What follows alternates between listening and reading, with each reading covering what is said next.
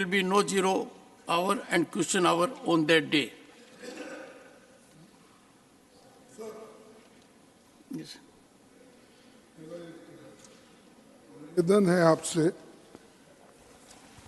कि जिस दिन मैं यहाँ पर भाषण किया, We'll take it up there, sir. I have a letter with me. I thought you were speaking on this point, sir. Your very detailed communication is with me, sir.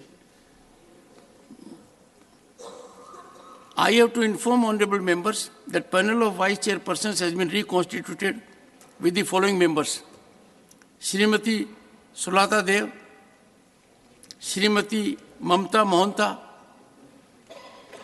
Ms. Saroj Pandey, Srimati Vandana Chauhan, Dr. Sudhanshu Trivedi, Sri Rakesh Sinha, Sri GVL Narasimha Rao, Dr. Amar Patnaik.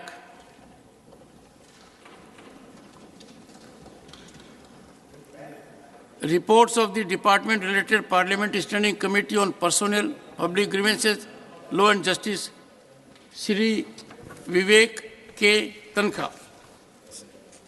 Honorable Chairman, on behalf of the Chairman and members of the Department of DOPT, Law and Justice and Pension, I present the following 4 reports. 141st report on the subject of judicial infrastructure in the northeastern states of India. 142nd report on the subject of strengthening of legal education in view of emerging challenges before the legal profession. 143rd report on the subject of review of the working of legal aid under the Legal Services Authority Act 1987.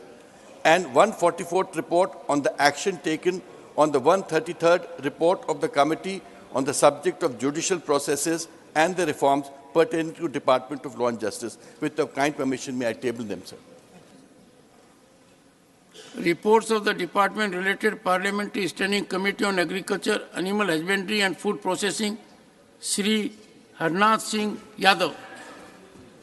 माननीय सभापति जी, मैं आपकी अनुमति से आज की कार्यसूची में क्रम संख्या 3 पर अंकित अपने नाम के सम्मुख तथा सूचीबद्ध कृषि, पशुपालन और खाद्य प्रसंस्करण संबंधी स्थायी समिति के 67वें, 68वें, 69वें और 70वें प्रतिवेदन के हिंदी और अंग्रेजी संस्करण की एक प्रति सभा पटल पर रखता हूं। Statement of the department-related Parliament Standing Committee on Agriculture, Animal Husbandry and Food Processing, Sri Harnath Singh Yadav. माननीय सभापति जी, मैं आपकी अनुमति से आज की कार्यसूची में क्रम संख्या 4 पर अपने नाम के सम्मुख यथा सूचीबद्ध कृषि, पशुपालन और खाद्य प्रसंस्करण संबंधी स्थायी समिति के 62वें प्रतिवेदन पर सरकार द्वारा आगे की गई कार्रवाई दर्शाने वाले विवरणों की हिंदी और अंग्रेजी संस्करण की एक प्रति सभा पटल पर रखता हूं। Reports of the department-related Parliament Standing Committee on Consumer Affairs, Food and Public Distribution, Sri Satish Chandra Dubey. मैं आज की कार्यसूची में मेरे नाम के सम्मुख तथा उल्लिखित उपभोक्ता खाद्य और सार्वजनिक वितरण संबंधित अस्थायी समिति के 39वें और 40वें प्रतिवेदन एक प्रति अंग्रेजी और हिंदी संस्करण में सभा पटल पर रखता हूं। Reports of the department-related Parliament Standing Committee on External Affairs, Dr. Ashok Kumar Mittal. Honorable Chairman, sir, with your kind permission, I rise to lay on the table of the House a copy each of the 29th and 30th report of the department-related Parliamentary Standing Committee on External Affairs, 17th Lok Sabha, as listed against my name at serial number 6 in today's revised list of business. Reports of the department-related Parliament Standing Committee on Labour, Textiles and Skill Development, Sri Neeraj Dangi. Thank you, Chairman, sir. I rise to lay on the table a copy each in English and Hindi of the following reports of the department-related Parliamentary Standing Committee on Labour, Textiles and Skill Development, 53rd Report on Development and Promotion of Jute Industry pertaining to the Ministry of Textiles, 54th Report on Schemes, Programs of Central Silk Board for Development and Promotion of Silk Industry pertaining to the Ministry of Textiles, 55th Report on Development of Cotton Sector pertaining to the Ministry of Textiles, 56th Report on Implementation of Skill Acquisition and Knowledge Awareness for Livelihood Promotion Sankalp Project pertaining to the Ministry of Skill Development and Entrepreneurship, 57th Report on the action taken by the government on the observations, recommendations of the committee contained in its 50th report, 17th Lok Sabha on welfare schemes and social security measures for textile workers in organized and unorganized sectors pertaining to the Ministry of Textiles, and 58th report on the action taken by the government on the observations, recommendations of the committee contained in its 49th report, 17th Lok Sabha on functioning of Directorate General of Training pertaining to the Ministry of Skill Development and Entrepreneurship. Thank you. Statements of the department-related Parliamentary Standing Committee on Labour, Textiles and Skill Development, Shri Neeraj Dangi.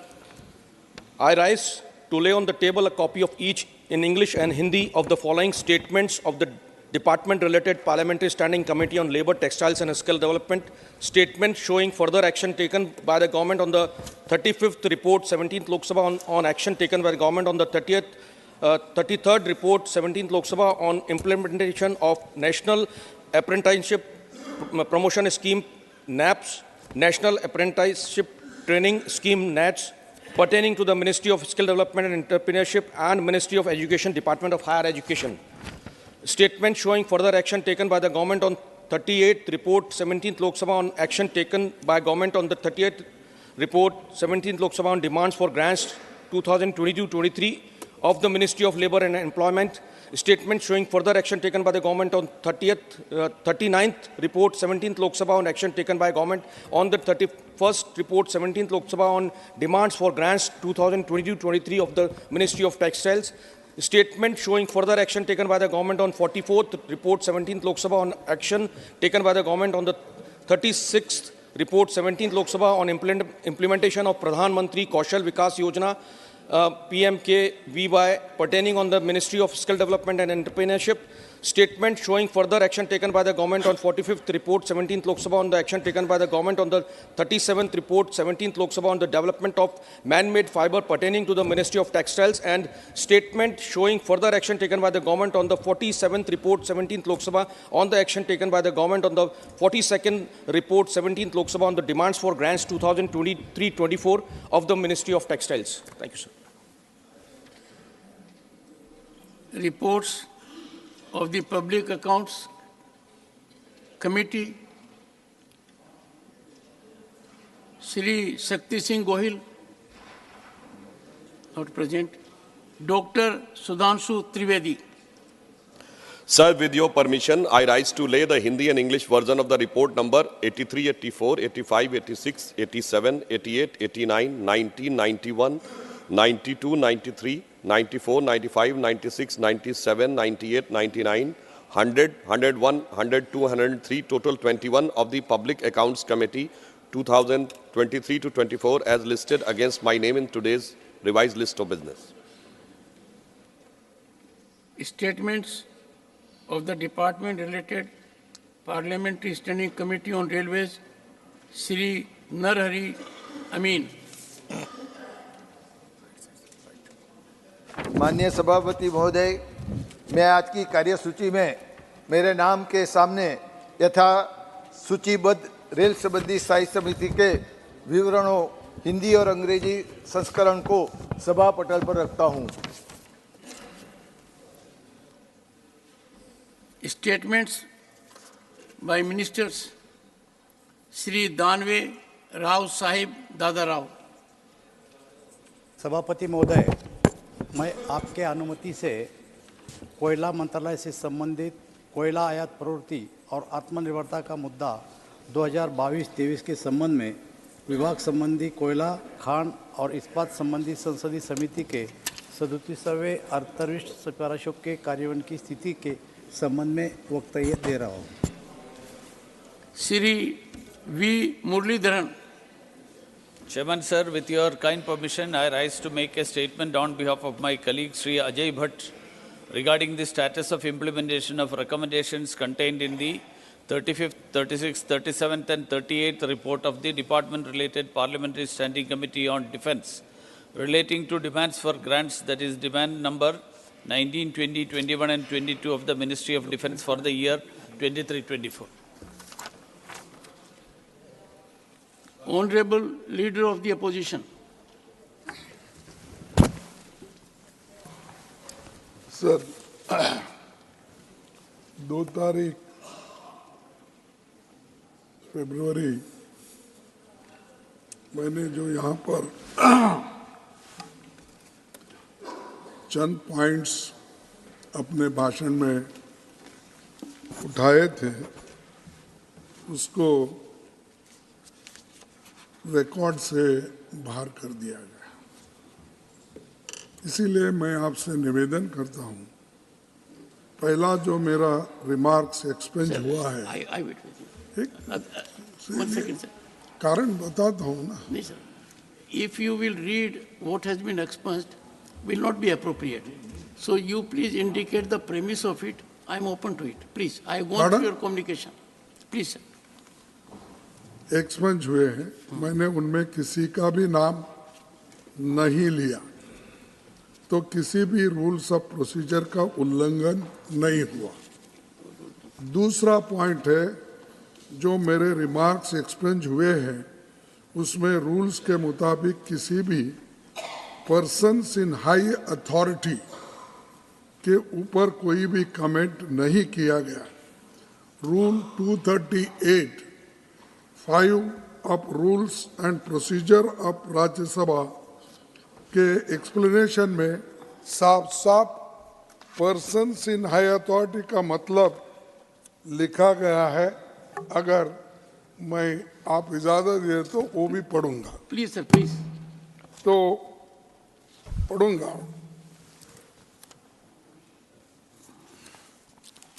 238 ये rule A कहता है, no allegation of a defamatory और incriminatory nature shall be made by a member against any other member or a member of the House unless the member making the allegation has given a previous intimation to the chairman and also to the minister concerned, so that the minister may be able to make an investigation into the matter of the purpose of reply, provided that the chairman may at any time prohibit any member from making any such allegation if he is opinion that such allegations are derogatory to the dignity of the council or that no public interest is served by making such allegation.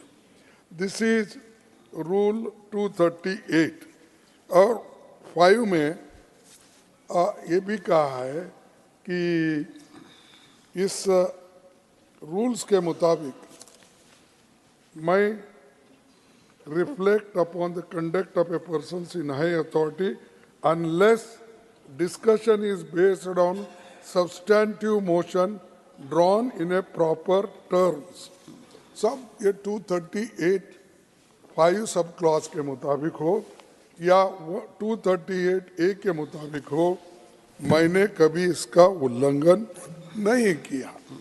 और दूसरा, जो भी ये person in high authority का मतलब मैंने आपके सामने रखा है कि इस डेफिनेशन में कोई भी मुख्यमंत्री किसी भी तरीके से कवर नहीं होता, क्योंकि सदन में मुख्यमंत्री के खिलाफ कोई भी सब्सटेंटिव मोशन नहीं लाया गया। सर, एक्सप्लेनेशन टू रूल 38 पढ़ने के बाद, रूल 38 एक्सप्लेनेशन। नहीं, मैं बोलता हूँ, फिर आपके बाद आप कह दीजिए इसके मुताबिक है तो मेरा कोई। तीसरा पॉइंट ये है, तीसरे इसमें रूल्स के मुताबिक प्रियर नोटिस का भी कोई रिक्वायरमेंट इसमें नहीं है।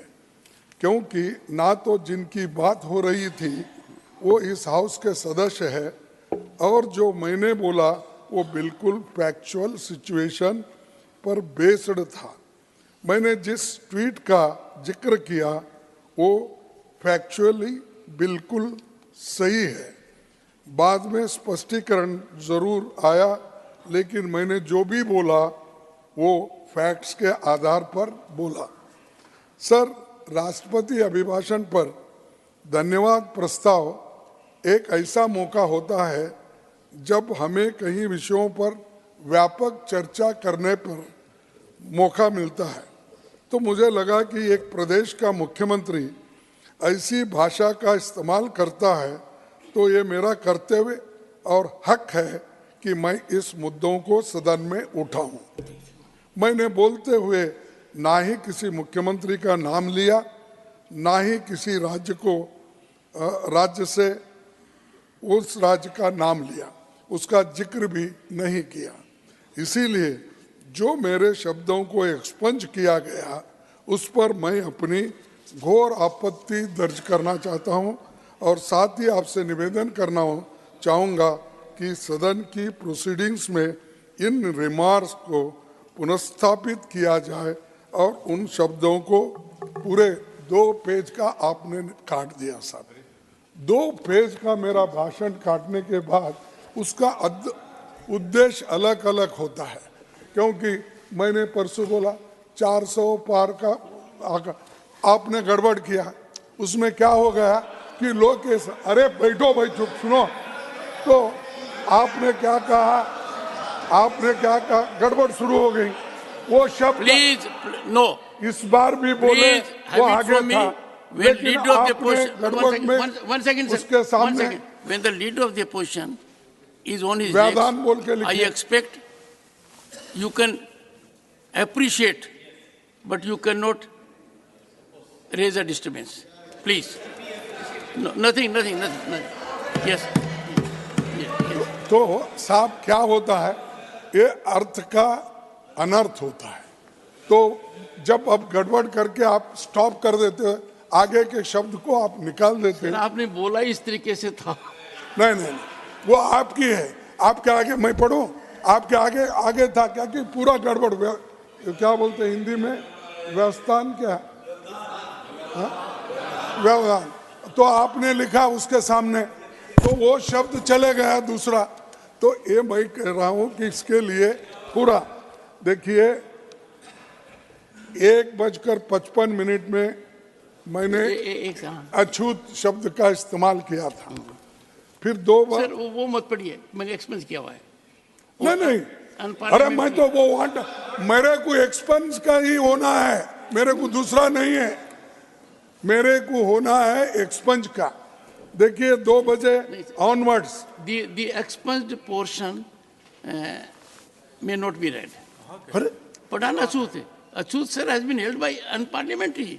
नो, अरे एक्ट है कॉन्स्टिट्यूशन में, अनटचेबिलिटी रिमूवल के लिए कॉन्स्टिट्यूशन में संविधान 17 आर्टिकल में है। खड़गे जी, आज मैं शीशे में 2 बार देख कर आया ताकि ज्यादा से ज्यादा सदस्य मेरी तरफ ही देखें, क्योंकि उनको मेरे से देखकर बोलना है। तो आप भी इधर ही देखकर बोले सर। ओ आप ही के तरफ, आपको 2 देखने के बाद मुझे खुशी होती है कि इतने सीनियर वकील सब आप है, इधर देखे तो हमको भी थोड़ा प्रोत्साहन मिलता है। कभी कभी क्या होता है साहब, सत्य बात जब हम कहते हैं तो जरा आप उधर ही ज्यादा देखते हैं, उस वक्त आपको आकर्षण करने के लिए हमको कभी कभी ऐसा करना पड़ता है। और 2 बजे 1:55 हुआ, 2 हो गया, और 2 बजे ऑनवर्ड्स उसमें भी आपने वो काट दिया। फिर 2:40 को आपने काट दिया। देखिए तो मैं ये, इसीलिए मेरा ये कहना है कि जो हम कहना चाहते हैं उसको तोड़ मोड़ के अगर पढ़ेंगे लोग तो क्या होगा। अरे ये आपने जो चीजें बोली है इसमें नहीं है, मेरे को हर दफा हो रहा है। This is the 2nd or 3rd time my speeches are cut and this is the letter I have written to you. And मैं बाहर प्रेस को नहीं बोलना चाहता था, unless I can bring to your notice. What is this, sir? Every time. Now listen. And यहाँ पर तो मनुस्मृति के बारे में इतना बोला गया है, you have made your इतनी point. चर्चा हो Let गई us है, confine to the और issue. मैं जब बोलता हूँ उसको निकाल देते हैं. Sir, What is this? ये Sir, confine- इसीलिए मैं कृपया करके आप उसको उन जो आपने निकाला है वो पूरे पेज को आप रख दीजिए, यही मेरी आपसे अपील है. ठीक है. Honorable members, we have unparliamentary expressions, a book from Lok Sabha Secretariat which says achut is unparliamentary, number one. Honorable members, I have received a communication, a written communication from Honorable Leader of the Opposition. I have gone through it. I'll give my ruling on it. But I may indicate to the House that his communication is in two parts. He has listed 4 items in particular. Item number 1 was relating to a word which was expunged because it is unparliamentary. The other 2, 3, 4 were recorded after I had said nothing will go on record. But I'll give my ruling. This matters because this is a platform where everyone has a free right of expression and in accordance with rules. Sir, I'll give my ruling on this. ना जब तक One second. Sir. Parliamentary, good. But there have been acts now. Not understand, the times change. When the times change, the law changes. Please, no. I am presenting Keshav, to you. No, what do you want to say? Sir, untouchability, there has been act. It has been accepted I got your legally point. as a terminology. Then Please, it is for you. I please. want you to balance. It is for the chair or for the house to Please. correct its book. 1 second. I would be too happy. 1 second. I will be too happy to revise unparliamentary expressions. And I may constitute a committee on that point so that senior members of the House and also young members, lest they take an offense at it, use that. We'll have an example. To the extent what the leader of the opposition has said, I will give my ruling on that. Sir मेरा point of order 1 minute सुन ले, ज्यादा नहीं दूंगा. Under rule. Sir शब्दों का निकाला जाना, अगर कोई शब्द आपको लगे कि वो अनपार्लियामेंट्री है तो आप उसे निकाल देंगे, लिख देंगे और कहेंगे ये कार्रवाई में नहीं होगा. लेकिन जिस तरह पेज बाय पेज 10-10 मिनट की स्पीचेस निकाली जा रही, सर ये कभी नहीं होता था राज्यसभा में. पार्लियामेंट में वो वर्ड निकाला जाता है, पूरा रेफरेंस नहीं. Pramod ji, leader of the opposition had very firmly, categorically put across his point. ठीक है. If you want my tentative response, have the book before you. Sir. Rule 238A, proviso. And what does the proviso say?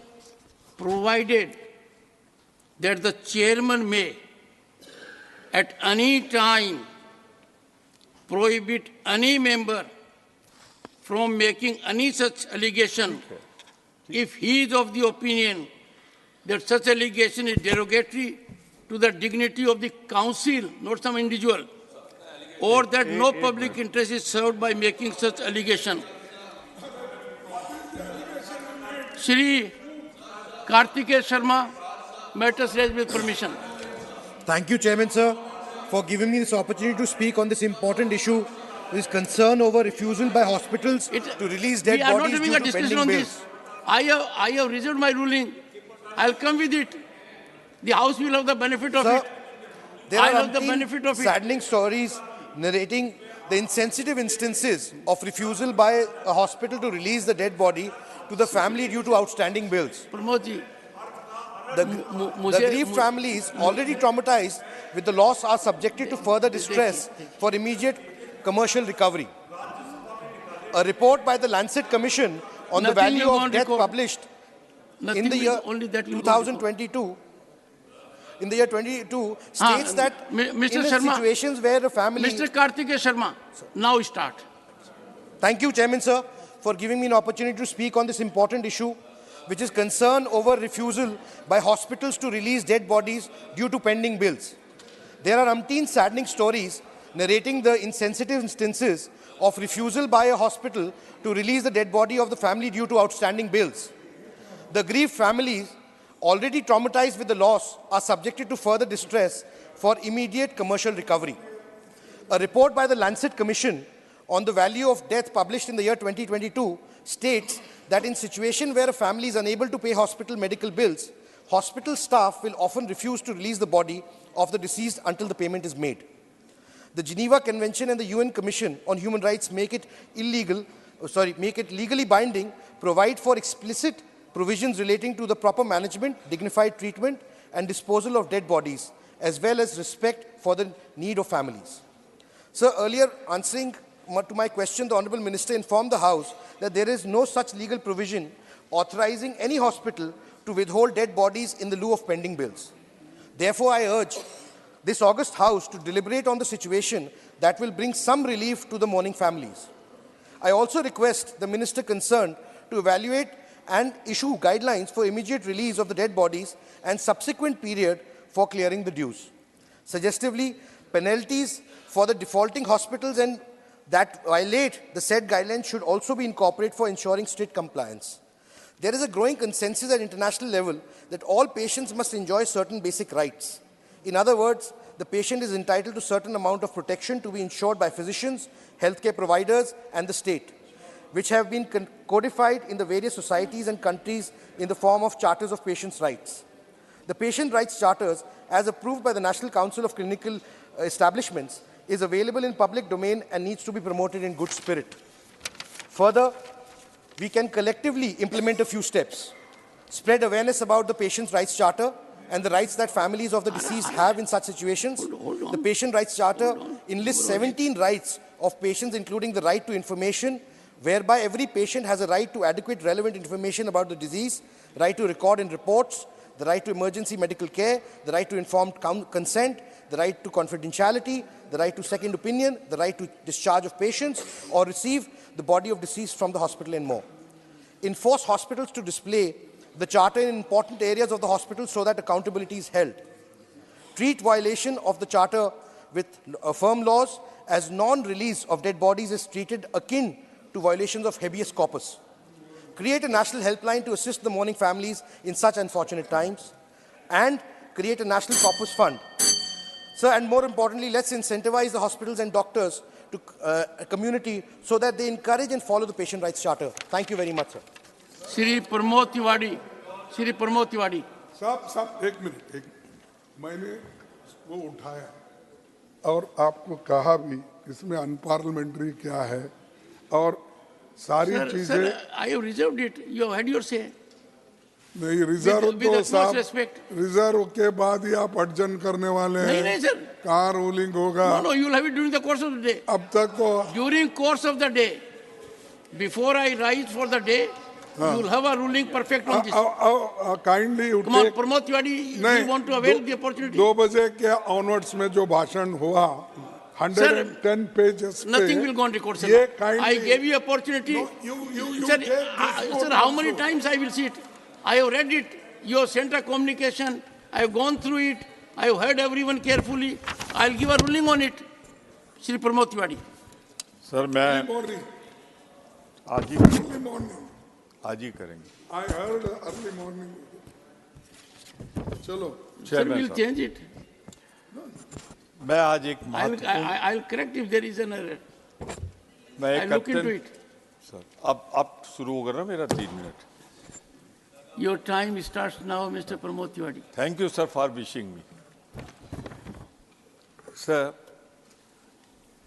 मैं एक महत्वपूर्ण विषय को उठा रहा हूं कि राजनीति का एक धर्म होना चाहिए. धर्म की राजनीति नहीं होनी चाहिए।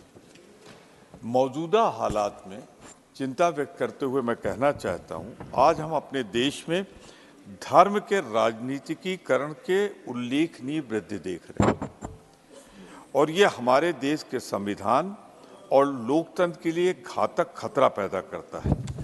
एक देश के रूप में हमने हमेशा दुनिया को वसुदेव कुटुंबकम का नारा दिया।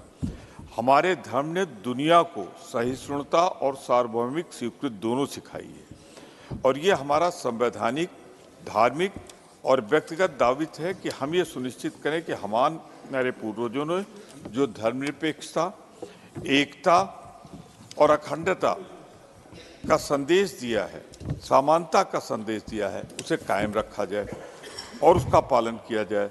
हमारे लिए बहुत महत्वपूर्ण है कि भारत को विश्व गुरु बनाने के लिए हम हर संभव प्रयास में धर्मनिरपेक्षता, सहिष्णुता और एकता की अपनी सदियों पुरानी संपत्ति को दांव पर न लगाएं।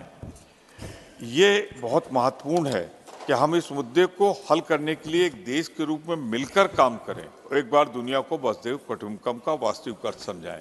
जब मैं अपनी बात कह रहा हूं तो राष्ट्र प्रथम होता है, दल द्वितीय होते हैं। आज मैं देख रहा हूं कि अपने दल के हित को साधने के लिए जिम्मेदार पदों पर बैठे लोग भी सांप्रदायिक भाषा का इस्तेमाल कर रहे हैं। बहुत से लोगों को उनके अधिकारों से वंचित किया जा रहा है। अब संवैधानिक पदों पर बैठे लोग ही अगर अपने संवैधानिक दायित्वों का निर्वाह अपने पार्टी के हित में करेंगे तो निसंदेह देश के लिए घातक होगा। मैं अपनी चिंता व्यक्त करते हुए आपसे चाहता हूं कि आप निर्देशित करें कि संविधान के विरुद्ध धर्मनिरपेक्षता और पंथनिरपेक्षता पे लोग कायम रहें, धर्म का दुरुपयोग न करें। गांधी का अपमान MP-led guidelines। मारी हिरण कडाली। धन्यवाद उपसभापति महोदय। प्लीज। संसद स्थानीय क्षेत्र विकास योजना को 1993 में शुरू किया गया था, जिसके माध्यम से संसद अपने निर्वाचन क्षेत्रों में पेयजल, प्राथमिक शिक्षा, सार्वजनिक स्वास्थ्य, स्वच्छता और सड़कों आदि को क्षेत्र में सामुदायिक संपत्ति के निर्माण हेतु विकास कार्य की सिफारिश कर सकते हैं।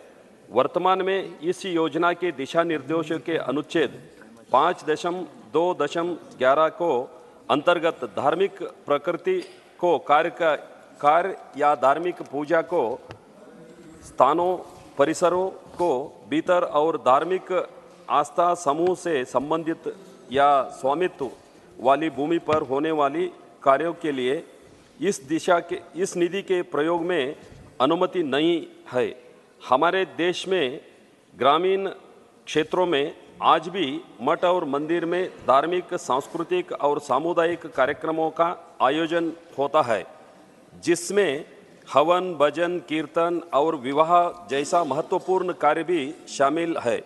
संसद स्थानीय क्षेत्र विकास योजना के अंतर्गत सामुदायिक केंद्र बनाने के लिए निधि देने का प्रावधान है, लेकिन पर्याप्त भूमि के अभाव के कारण कोई अवसरों पर सामुदायिक केंद्र का निर्माण नहीं हो पाता। धार्मिक पूजा स्थलों पर पर्याप्त भूमि होती है, लेकिन संसद स्थानीय क्षेत्र विकास योजना के अंतर्गत प्रतिबंध के कारण संसद अपने क्षेत्रों के धार्मिक स्थलों का विकास और उनके परिसर में सामुदायिक केंद्र का निर्माण नहीं कर पाते। मेरा सरकार से निवेदन है कि दिशा निर्देशों के अनुच्छेद 5.2.11 को निरस्त किया जाए और धार्मिक स्थल जैसे मंदिर और मठों में सामुदायिक कार्यक्रम को बढ़ावा देने हेतु सामुदायिक केंद्र और अन्य विकास कार्यों के लिए संसद स्थानीय क्षेत्र विकास योजना के माध्यम से निधि देने पर लगे हुए प्रतिबंध को तत्काल हटाया जाए। नमस्कार। धन्यवाद कडाडी जी। माननीय doctor K Laxman, demand for development of Secunderabad cantonment area. Thank you, Deputy Chairman, sir. This special mention is regarding the merger of Secunderabad Cantonment Board with the local Municipal Corporation of Hyderabad, sir. Sir, Secunderabad Cantonment Board covers a vast expanse of 40.13 square kilometers located in the heart of Hyderabad, a prime location, sir. It is widely recognized as a lung space of Hyderabad. But recently, the demand has been arisen for merger of this SCB into Greater Hyderabad Municipal Corporation, sir. Thus, SCB has a high proportion of B2 land, sir, constituting approximately 30% of the land composition. B2 lands primarily comprise private lands and state government lands. And over a time period, number of colonies and bastis have come up, and nearly 3 lakh population are residing in this cantonment board, sir. Sir, this, as urbanization progresses rapidly, the population within the cantonment limit has witnessed significant growth, necessitating urgent focus on addressing civil infrastructure within the cantonment area, sir. It is worth noting that the participation of the then TRS government in terms of infrastructure development, extending grants and aid was negligible, and it was totally now neglected by the then government, placing the entire burden on the SCB administration, sir. So the residents of cantonment consistently express the need for improved civic amenities. Cantonment board diligently pursues us whenever funds become available. According to the complexity of the situation, road closures enforced by the army and local military have exacerbated the issues and grievances, sir. So the demand for merging in board with the GHMC was raised by the then party ruling. It was totally politically motivated, sir. The main hidden agenda behind is the open lands and the surplus lands left in the cantonment board. So they are being designated as the green spaces for Hyderabad. The availability of surplus lands such as OGB, B3, B4 category lands within the SB cantonment provides unique features, sir. The politically motivated conspiracy behind this is to grab that open lands. So now what I request is the main demand of the local residents to increase the FSI. आपका समय हो Sir, गया. I only request the government of India to... Dr. K. Lakshman, it's not going on record now.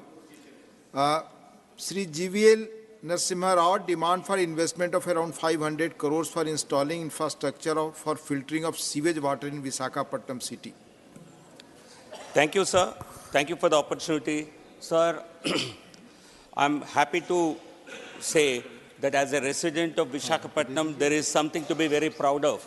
Visakhapatnam is one of the cleanest cities in the country as per Swachh Sarvekshans. In the last 3 years, it has ranked 4th every time. I would like to thank, first of all, Honorable Prime Minister and the central government for giving huge funds under various central schemes like Swachh Bharat, Amrit, Smart Cities Mission, G20 City, and many other ways. I think when the city was ravaged by Hudhud, it was central government and Honorable Prime Minister Modi ji who stood by the city. So there is so much to be proud of about Visakhapatnam. But there is also a concern, a rising concern about the high level of ocean pollution, which is possibly not evident to the public, but it has a huge negative adverse implications for the future. So, some statistics, as per Parliament reply given to me in Rajya Sabha, Vizag's coastline, Visakhapatnam's coastline has receded 3.5 kilometers, which is 22% of the total coastal length in the last 30 years. And also there is reduced availability of marine life for the fishermen who go for livelihoods. This is all happening because of the development of a dead zone in the city, which results in death of ocean life. So this pollution is caused by more than 20 drainage canals which directly flow into the city without being treated. This untreated sewage water is creating a lot of, it's not only making some parts of the beach, some parts of the coastline ugly, it is also impinging on the health of fishermen who live on the coastal line, It is killing the marine life. Therefore, I call upon the central government to assist the city of Visakhapatnam by formulating any project and to help the state government some kind of a financial assistance over a long-term basis with an investment of close to 500 crores to make this city survive in the longer run, to help the coastal line to remain alive, and also help fishermen in their livelihoods. The blue economy of Visakhapatnam is dependent on this factor, and I call upon the central government to assist, and I call upon the state government to get into action. Thank you. Not to really sleep over it and to understand the dangers of... माननीय विजयपाल सिंह तोमर। धन्यवाद उपसभापति महोदय, हमारे यशस्वी प्रधानमंत्री आदरणीय नरेंद्र मोदी जी के नेतृत्व में केंद्र सरकार के गठन के पश्चात पिछले 10 वर्षों में 25 करोड़ लोग गरीबी रेखा से ऊपर आए हैं, और इसका कारण है जब रोजगार सृजन होता है तो गरीबी उन्मूलन तीव्रता से बढ़ता है। इस उपलब्धि में बड़ा योगदान देश में बड़ी संख्या में रोजगार सृजन का है। केंद्र सरकार ने इसके लिए मुद्रा योजना, स्वनिधि योजना, देश में औद्योगिक माहौल बेहतर करना, कृषि क्षेत्र में सुधार जैसे महत्वपूर्ण कदम उठाए हैं। महोदय, प्रधानमंत्री जी स्वयं हर रोजगार सृजन के कार्यक्रम में रुचि लेते हुए प्रति माह 70,000 से लगाकर 1 लाख नियुक्ति पत्र युवक युवतियों को देते हैं। रोजगार देने के कार्यक्रम में तथा विशेषकर उत्तर प्रदेश में रोजगार कार्यालयों का बड़ा योगदान है। गत माह मैंने भी ग्रामीण क्षेत्रों में 2 रोजगार मेले आयोजित किए, जिनमें एक में 14 और एक में 18 कंपनियाँ आईं, और कंपनी भी अच्छी, जैसे एयरटेल है, ICICI बैंक है, श्री राम पिस्टल है, और उनमें 700 से अधिक युवक युवतियों को नियुक्ति पत्र दिए गए। मेरा विचार है देश के विश्वविद्यालय, डिग्री कॉलेज और प्रत्येक जिले में राष्ट्रीय एकीकृत बैंक द्वारा स्थापित ग्रामीण स्वरोजगार प्रशिक्षण संस्थान का इसमें महत्वपूर्ण रोल हो सकता है। देश में नवयुवकों और युवतियों को रोजगार मिले तो देश के उन्मूलन कार्यक्रम, गरीबी उन्मूलन कार्यक्रम में भी तीव्रता आएगी। महोदय, देश के विश्वविद्यालय, डिग्री कॉलेज, ग्रामीण रोजगार प्रशिक्षण संस्थान में अनिवार्य रूप से प्लेसमेंट सेल की यदि स्थापना की जानी चाहिए। मैं आपके माध्यम से ये सरकार से चाहूँगा कि ये सब संस्थान, चाहे विश्वविद्यालय हों, डिग्री कॉलेज हों या प्रशिक्षण संस्थान हों, जो राष्ट्रीयकृत बैंकों द्वारा स्थापित किए गए हैं, प्रत्येक माह 1 रोजगार मेले का आयोजन करें और उसमें युवक और युवतियों को ताकि रोजगार मिल सके। धन्यवाद। धन्यवाद माननीय विजयपाल सिंह तोमर जी। माननीय डॉक्टर लक्ष्मीकांत वाजपेयी। माननीय उपसभापति जी, ई फाइलिंग सेंटर की स्थापना का मेरा विषय है। आपदा में अवसर कोरोना काल में वर्चुअल पद्धति निकल कर आई। 4,20,937 केस सुप्रीम कोर्ट में 2.63 करोड़ जिला न्यायालय और उच्च न्यायालय में सुने गए।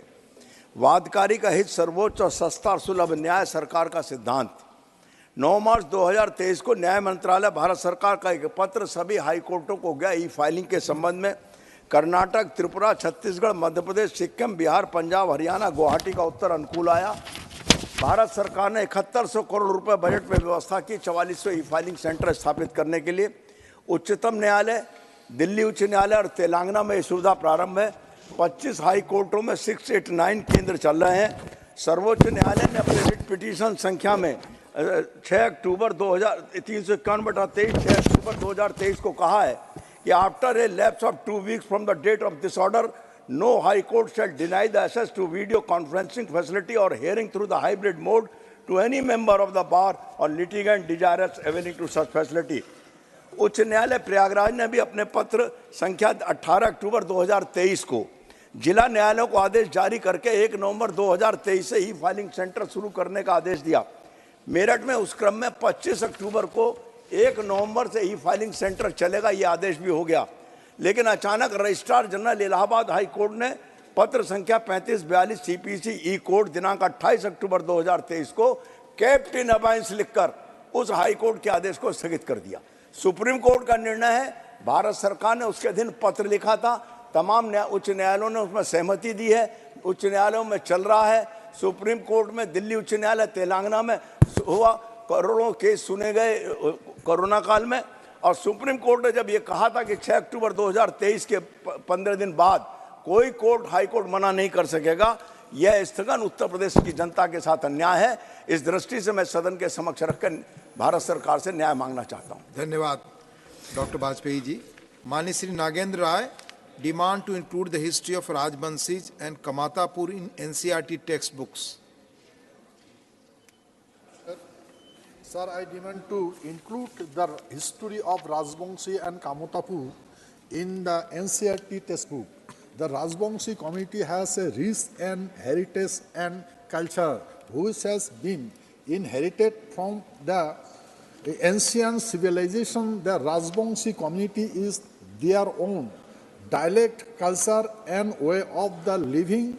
The culture reflects the humbleness, peace and harmony with nature. His Highness Maharaja Jagadevendranath Bahadur was the last Maharaja and the greatest warrior beside the Bir Sujya Vishwa Mahavir Chilarai, the younger brother of Maharaja Naranarayan. Naranarayan was the greatest hero in the world.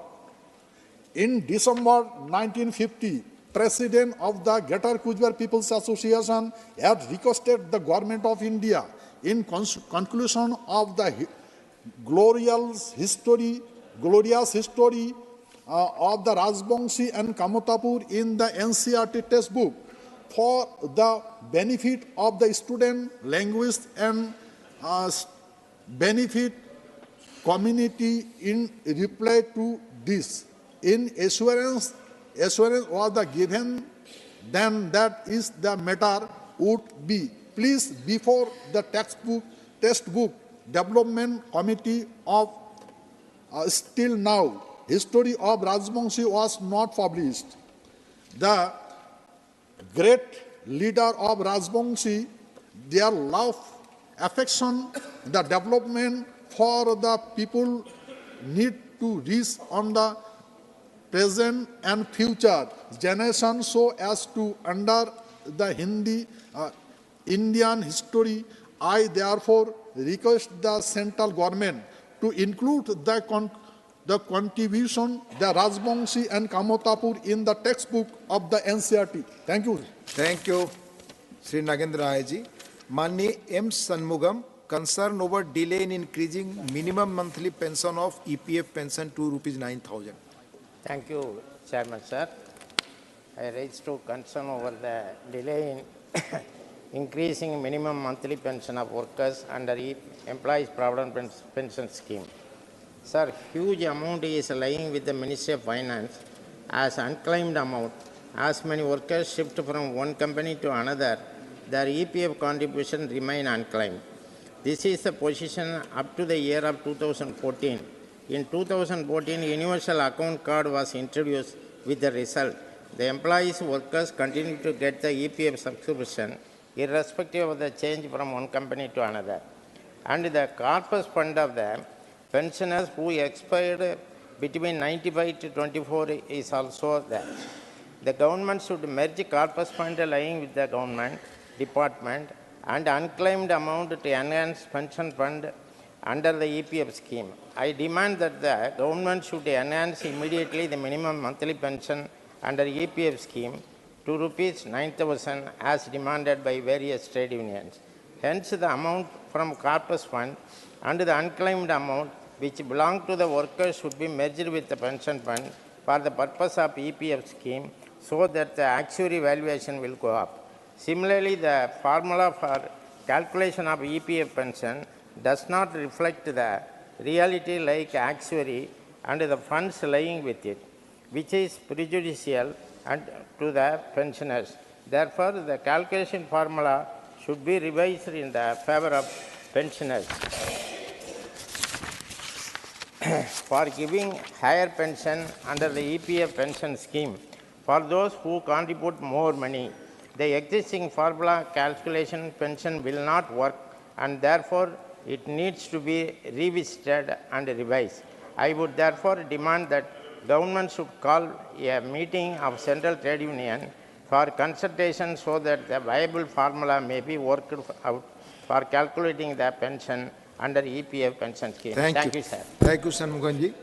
Dr. Amar Patnaik ji demand to include Ho, Sambalpuri, Saroa and Mundari languages in Thank you, schedule. sir. Sir, Odisha occupies a very special position in the tribal map of India with 62 ST communities and 13 primitive tribes. They constitute 22.43% of the total state population. With this, Odisha has one of the highest percentages of tribals in India. So there is a long-standing demand of the Odisha government to include Ho, Mundari, Bhumish, Kui and Saura languages in the 8th schedule of the Constitution. The exclusion of these languages denies tribal linguistic communities access to education in their native tongue, perpetuating their marginalization. For instance, the Ho language spoken by approximately 10 lakh tribals in Orissa and Jharkhand, and Mundari language spoken by over 6 lakh people of Orissa and Mundari tribes are deserving candidates for constitutional recognition.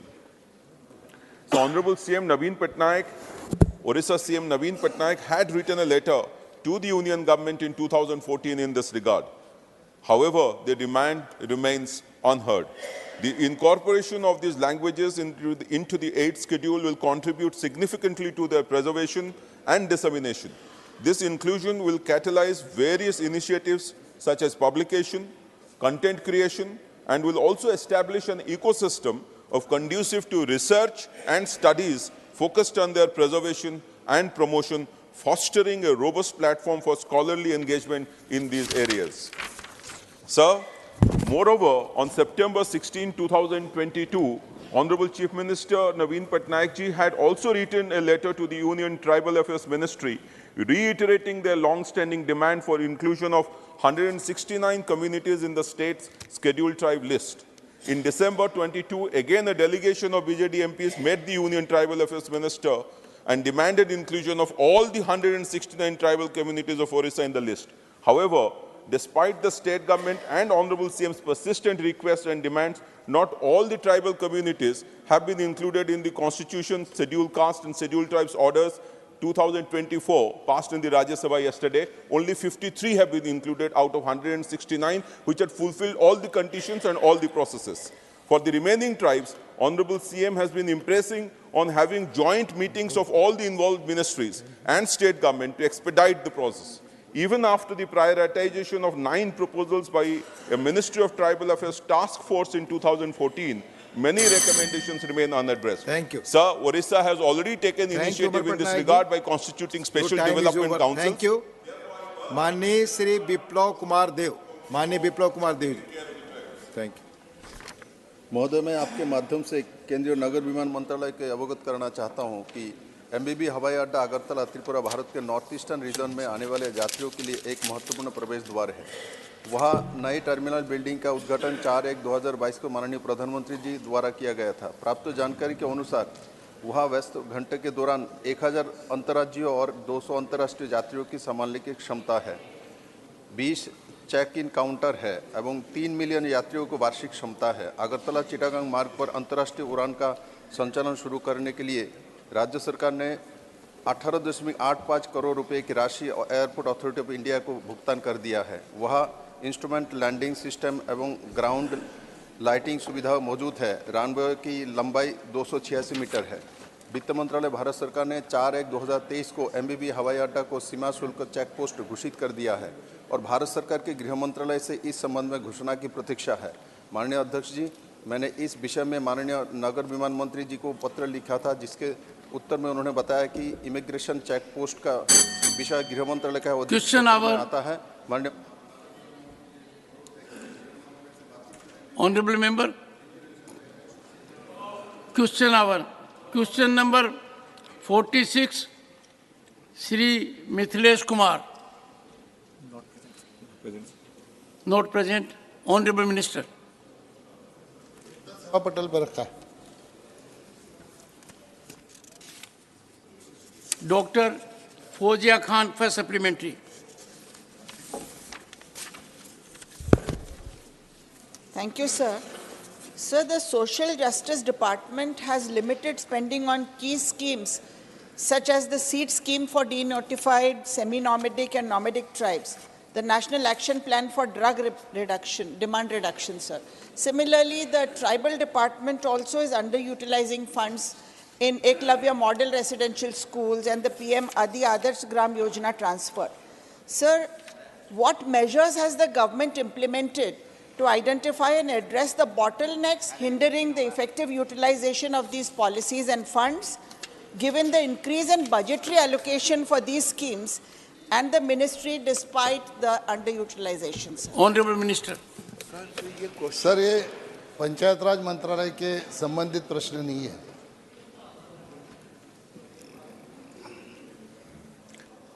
Second supplementary of the remaining three, Shri Sandeep Kumar Patak. Thank you, Honorable Chair, sir. Sir, Mr. Bassan.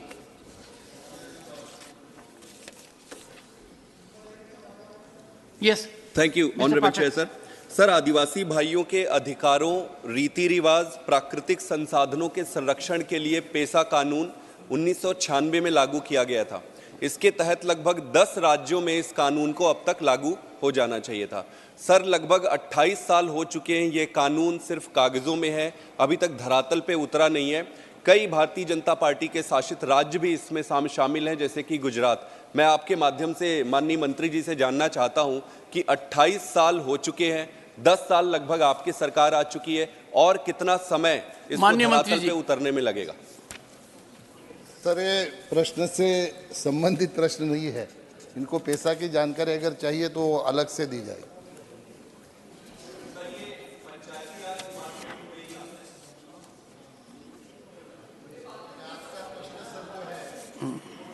में है. Dr. Amar Patnaik, he can. Sir. One second. Honorable members, sometimes it appears to us that the answer is not forthcoming with respect to the supplementary. But we ignore one fact, that the supplementary is not relatable to the question. And therefore, the minister is well within his rights that it's a good supplementary, but it does not emanate from the question which is before the House. Dr. Amar Patnaik. Sir, the action by the ministry to train the Panchayat Raj representatives in management leadership in one of the topmost management institutes of the country, which is Indian Institute of Management, Ahmedabad, is really praiseworthy, sir. So my question is whether the modules include digital education to these political representatives, because on one hand, we are trying to increase the intensity of digital footprint in the rural areas, and unless these representatives are actually educated and trained in handling these digital assets, they would not be able to exercise their management skills. So whether this forms a component of the entire leadership program is a suggestion, and also if it is there, then it will be welcome. Honorable Minister. अध्यक्ष महोदय, आपके माध्यम से सम्माननीय सदस्यों को मैं कहना चाहूँगा कि राष्ट्रीय ग्राम स्वराज अभियान के माध्यम से जो पंचायत राज संस्थान के प्रतिनिधियों को प्रशिक्षण दिया जाता है, वो निश्चित तौर पर टेक्नोलॉजी के आधार पर भी दिया जाता है. और वो मैं आपको बताना चाहूँगा कि पिछले 10 साल में 2005 से लेके 2014 तक 27 लाख प्रतिनिधियों को प्रशिक्षण दिया गया था, लेकिन 2014 से लेके 2024 तक लगभग 3 करोड़ 26 लाख जनप्रतिनिधियों को प्रशिक्षण दिया गया है. इसमें जनप्रतिनिधि जैसे चुन के आते हैं, 6 महीने के अंदर उनको सामान्य अभिमुखीकरण का प्रशिक्षण, जैसे जनरल ओरिएंटेशन, इसका प्रशिक्षण दिया जाता है. फिर पुनश्चर्या कार्यक्रम का प्रशिक्षण दिया जाता है. पंचायत विकास योजना GPDP, ये टेक्नोलॉजी के माध्यम से अभी हमारी पंचायतें लगभग 2.5 लाख पंचायतें GPDP के माध्यम से गांव में जो उनके विकास का प्लान करते हैं, वो GPDP के माध्यम से लोड किया जाता है. ये टेक्नोलॉजी पंचायतों ने निश्चित तौर पर आत्मसात कर ली है. और मैं तो कहना चाहूँगा कि हम राजनीति में कहते हैं कि पंचायत से पार्लियामेंट तक, लेकिन हमारी पंचायतें अभी पार्लियामेंट से पंचायत तक इस तरह का काम टेक्नोलॉजी का करने लगे। ये एक तरफ केंद्र सरकार PFMS के माध्यम से पेमेंट करती है, वहीं पे हमारी पंचायतें भी लगभग 2.5 लाख पंचायतें PFMS के माध्यम से पेमेंट करने लगी। ऑडिट ऑनलाइन भी 100% पंचायतें ये ऑडिट ऑनलाइन करने लगी है। निश्चित तौर पर हमारे देश के प्रधानमंत्री नरेंद्र मोदी जी का जो संकल्प है विकसित भारत का, वो संकल्प के तरफ हमारी पंचायतें भी आगे बढ़ रही है। हमारी पंचायतें अभी टेक्नोलॉजी के माध्यम से सभी गांव का DPR बनाना हो, गांव की विकास योजना हो, गांव का डेवलपमेंट प्लान बनाना हो, वो सारों को टेक्नोलॉजी का यूज करके पंचायतें आगे बढ़ रही है। इस सदन में कुछ सदस्य हैं जिनका सफर पंचायत से शुरू हुआ और पार्लियामेंट तक पहुंचा, वर्तमान में भी सदस्य हैं। Question number 47, doctor Ashok Kumar Mittal. Honourable minister. Supplementary 1, doctor Mittal. धन्यवाद माननीय सभापति महोदय, आपने मुझे प्रश्न पूछने का अवसर दिया। सबसे पहले तो मैं मंत्री जी को बधाई देना चाहूँगा कि उन्होंने हाईवे निर्माण में देश में बहुत ही बढ़िया काम किया और हमारा देश हाईवे में ऊपर जा रहा है लगातार। इसी में आगे बढ़ते हुए मंत्री महोदय जी ने 4 धर्म स्थलों बद्रीनाथ, केदारनाथ, गंगोत्री, यमुनोत्री के बीच कनेक्टिविटी में सुधार लाने के लिए 4 धाम योजना शुरू की है। मैं पंजाब से आता हूँ। जिस प्रकार हिंदू धर्म में 4 धाम है, वैसे सिख धर्म में 5 तख्त हैं, जिसमें से 3 पंजाब में आते हैं, 1 बिहार में और 1 माननीय मंत्री जी के अपने होम स्टेट महाराष्ट्र के नंदेड़ में आता है। तो मेरा मंत्री जी से प्रश्न है कि इन 5 तख्तों के बीच बेहतर कनेक्टिविटी बनाने के लिए भारत सरकार क्या करने जा रही है? माननीय मंत्री जी। सम्माननीय सभापति महोदय, हमारे विभाग की ओर से लगातार ये प्रयास किया जा रहा है कि हमारे देश के लोग जहाँ रिलीजियस टूरिज़्म तीर्थाटन के लिए जाते हैं, उसमें अच्छे रोड बने। करीब 22,000 करोड़ रुपए खर्चा करके हमने बुद्ध सर्किट, ये जो पूरा जहाँ भगवान गौतम बुद्ध का जन्म हुआ, जहाँ उनको ज्ञान मिला, जहाँ उनका देहांत हुआ, सब जगह को 4 लेन रोड से जोड़ा है। फिर उसी प्रकार से हमने अयोध्या सर्किट बनाया। अयोध्या सर्किट में भी विशेष रूप से हम करीब 30,000 करोड़ का राम वन गमन यात्रा, सभी प्रकार का, सीता के जन्म स्थान नेपाल के भूमि तक वहाँ से उसमें कनेक्टिविटी की है। महाराष्ट्र में हमारा पंढरपुर हमारा बहुत एक लोगों का श्रद्धा का विषय है। तो देहू से पंढरपुर और आळंदी से पंढरपुर ऐसे 12,000 करोड़ का पालकी मार्ग भी बनाया है। अभी सम्माननीय सदस्य जिसका उल्लेख कर रहे थे, विशेष रूप से सिख पंथ में धर्म में जिस प्रकार की श्रद्धाएँ हैं, उसमें अमृतसर से कटरा ये हाईवे हम जब बना रहे थे, तो अमृतसर से जाते समय 4 भव्य महत्वपूर्ण ऐतिहासिक गुरुद्वारा थे, वो छूट गए थे और हम बाहर से कटरा जा रहे थे। तो विशेष निर्णय लेकर वो चारों को जोड़कर वो रोड बढ़ा करके उसका भी निर्णय किया गया। जहाँ तक इस प्रश्न में आज नांदेड़ से लेकर आपने जितनी बातें की है, वो इस प्रश्न का भाग नहीं थी, पर जहाँ तक मेरी जानकारी है, मैं थोड़ा एकदम प्रिपेयर एकदम शायद एक मेरे को लगता है कि वो सही है कि जितने गुरुद्वारों के बारे में आपने उल्लेख किया है, लगभग उन सब को हमने 4 लेन से अच्छी तरीके से जोड़ दिया है। अगर इसमें से कोई छूटा होगा, ऐसा अगर ध्यान में आएगा तो वो भी जोड़ेंगे। ये तीर्थाटन बनने से आदरणीय अध्यक्ष महोदय, बड़े प्रमाण पर लोग आ रहे हैं। जैसे अभी उत्तराखंड के मुख्यमंत्री ने मुझे बताया कि 4 धाम का काम अभी थोड़ा ही हुआ है, आधा हुआ है, फिर भी इतना लोग आ रहे हैं कि टूर आने वाले लोगों की संख्या दुगनी हो गई है।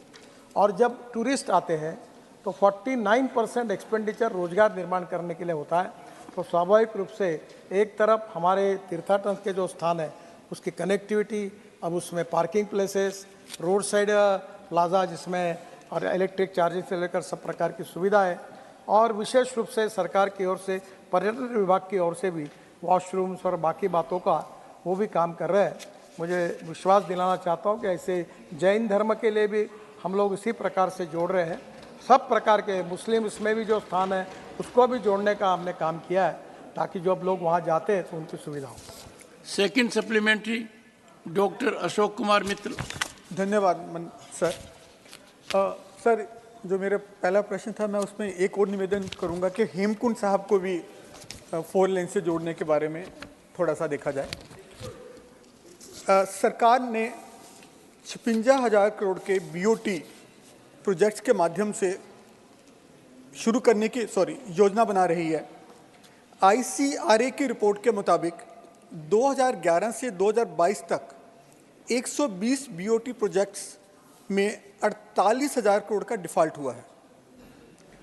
तो मेरा मंत्री जी से प्रश्न है कि इतने वर्षों में भी फाइनेंशियल वायबिलिटी वाला मॉडल क्यों नहीं निर्धारित किया जा सका, ताकि जो भविष्य में हाईवे सेक्टर में एनपीए कम हो सके और जो 56,000 करोड़ के नए बीओटी आ रहे हैं वो फाइनेंशियल वायबल हो सके। माननीय मंत्री जी। सम्माननीय अध्यक्ष महोदय, हेमकुंड साहब का जो डीपीआर है उसमें एक रोपवे का निर्माण हम कर रहे हैं और शायद इस अधिवेशन समाप्त होने के बाद उसका भूमि पूजन करेंगे तो रोड के बजाय आप रोपवे से ऊपर चले जाएंगे, क्योंकि हिमाचल में रोड बनाना बहुत कठिन है, क्योंकि वहाँ दोनों बाजू में फॉरेस्ट है और लैंड एक्वायर करना भी कठिन है और हिमालय का जो स्टार्टा है वो भी कभी भी गिर जाता है। तो ये रोपवे उसके लिए बहुत अच्छा उपाय होगा। शायद अगले साल में आप इस रोपवे से हेमकुंड साहब दर्शन करने निश्चित रूप से जा सकेंगे। सर, ये जो उन्होंने बीओटी प्रोजेक्ट की बात की, ये 4 प्रकार के प्रोजेक्ट हैं। ईपीसी जो हम डायरेक्ट कॉन्ट्रैक्टर को बनाने के लिए देते हैं, फिर BOT built operate and transfer जिसमें कॉन्ट्रैक्टर खुद पूरी तरह से काम करता है, कंप्लीट करता है, फिर उसका कोट करता है कि इतने साल तक मैं टोल लूँगा, जिसकी ऑफ़र अच्छी होती है उसको काम अवार्ड होता है। और तीसरा, बीच में जब मैं मंत्री बना तो 406 प्रोजेक्ट 3,85,000 करोड़ के ये बन पड़े थे और 3 लाख करोड़ का एनपीए बैंकों में खड़ा था। अध्यक्ष महाराज, आदरणीय प्रधानमंत्री जी के नेतृत्व में हमने बैंकर्स, कॉन्ट्रैक्टर्स, कंसल्टेंट सबको बुलाकर हमने ये सब प्रॉब्लम लगभग सॉल्व कर दिए। 20% प्रोजेक्ट टर्मिनेट कर दिए और मुझे कहते हुए खुशी हो रही है कि भारतीय बैंकों को हमने 3 लाख करोड़ के एनपीए से बचाया, उसको रेगुलराइज कर दिया। जहाँ तक वो इस पूरे प्रकरण में आपने वकीलों की फीस पर बड़ा कुठाराघात किया है। हाँ, ये बात जरूर है सर, विवाद अगर खत्म हो गए तो वकीलों का काम ही नहीं आता। सर, ये दूसरी बात जो कह रहे हैं कि बीओटी के कोई प्रोजेक्ट में प्रॉब्लम नहीं है। अब तो मैंने एक नया आइडिया तैयार की है, वो ऐसी है कि जैसे धनवान परिवार में अगर बच्चा नहीं होता तो दत्तक लेते हैं।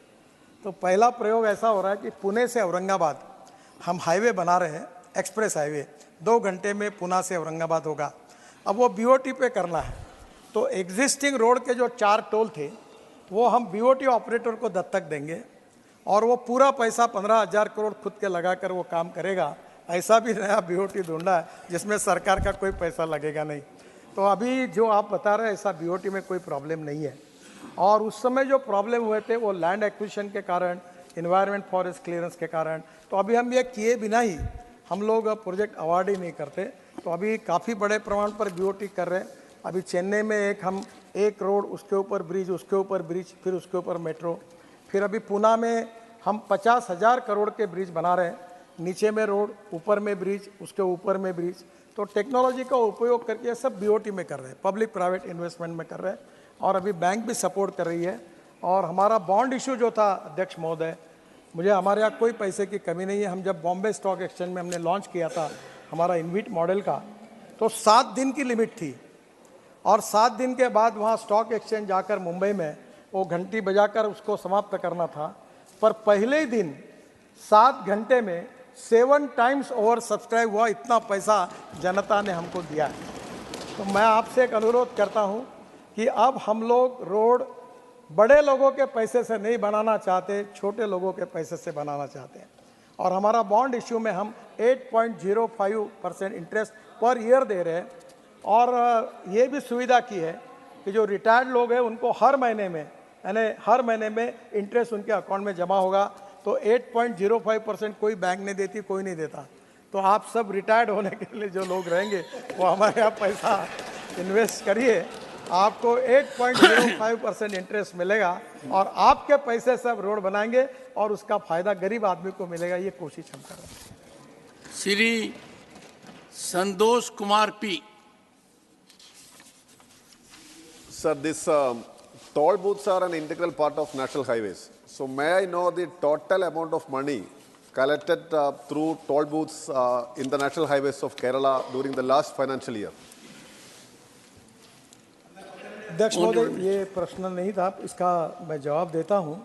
केरल का मेरे पास नहीं है, पर टोटल अभी अप्रॉक्सीमेटली 49,000 करोड़ हमारा इनकम है और हम ये कोशिश कर रहे हैं कि लोगों को तकलीफ ना हो और इसलिए हम ये अभी निश्चित रूप से फास्ट टैग, यानी आपको रुकने की ज़रूरत नहीं, वो था जिसके ऊपर आप निकल जाते थे, वो 98.5% उसका पेनिट्रेशन हुआ और अभी तक फास्ट टैग जो इशू हुए वो 8.13 करोड़ हुए हैं।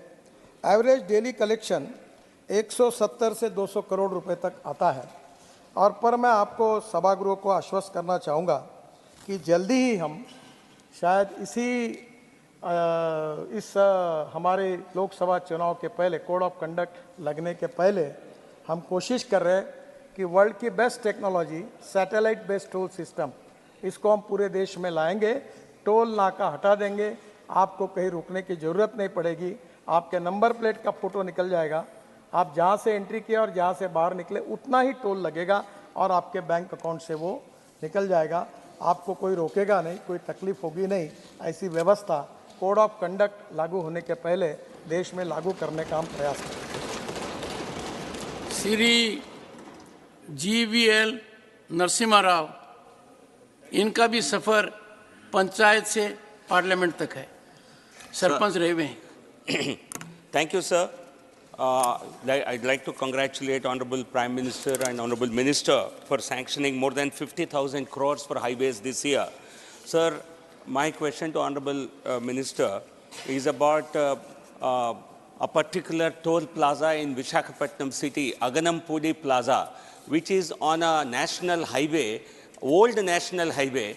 A new national highway has already been constructed between Sabavaram and Anakapalli, but this old toll plaza continues to exist, and the people are actually, local people also do not have any exemption. As a result, they are suffering a lot. I'd like to appeal to the Honorable Minister to have the matter examined and to get this Aganampudi toll plaza removed as early as possible, sir. Thank you, sir. Honorable Minister.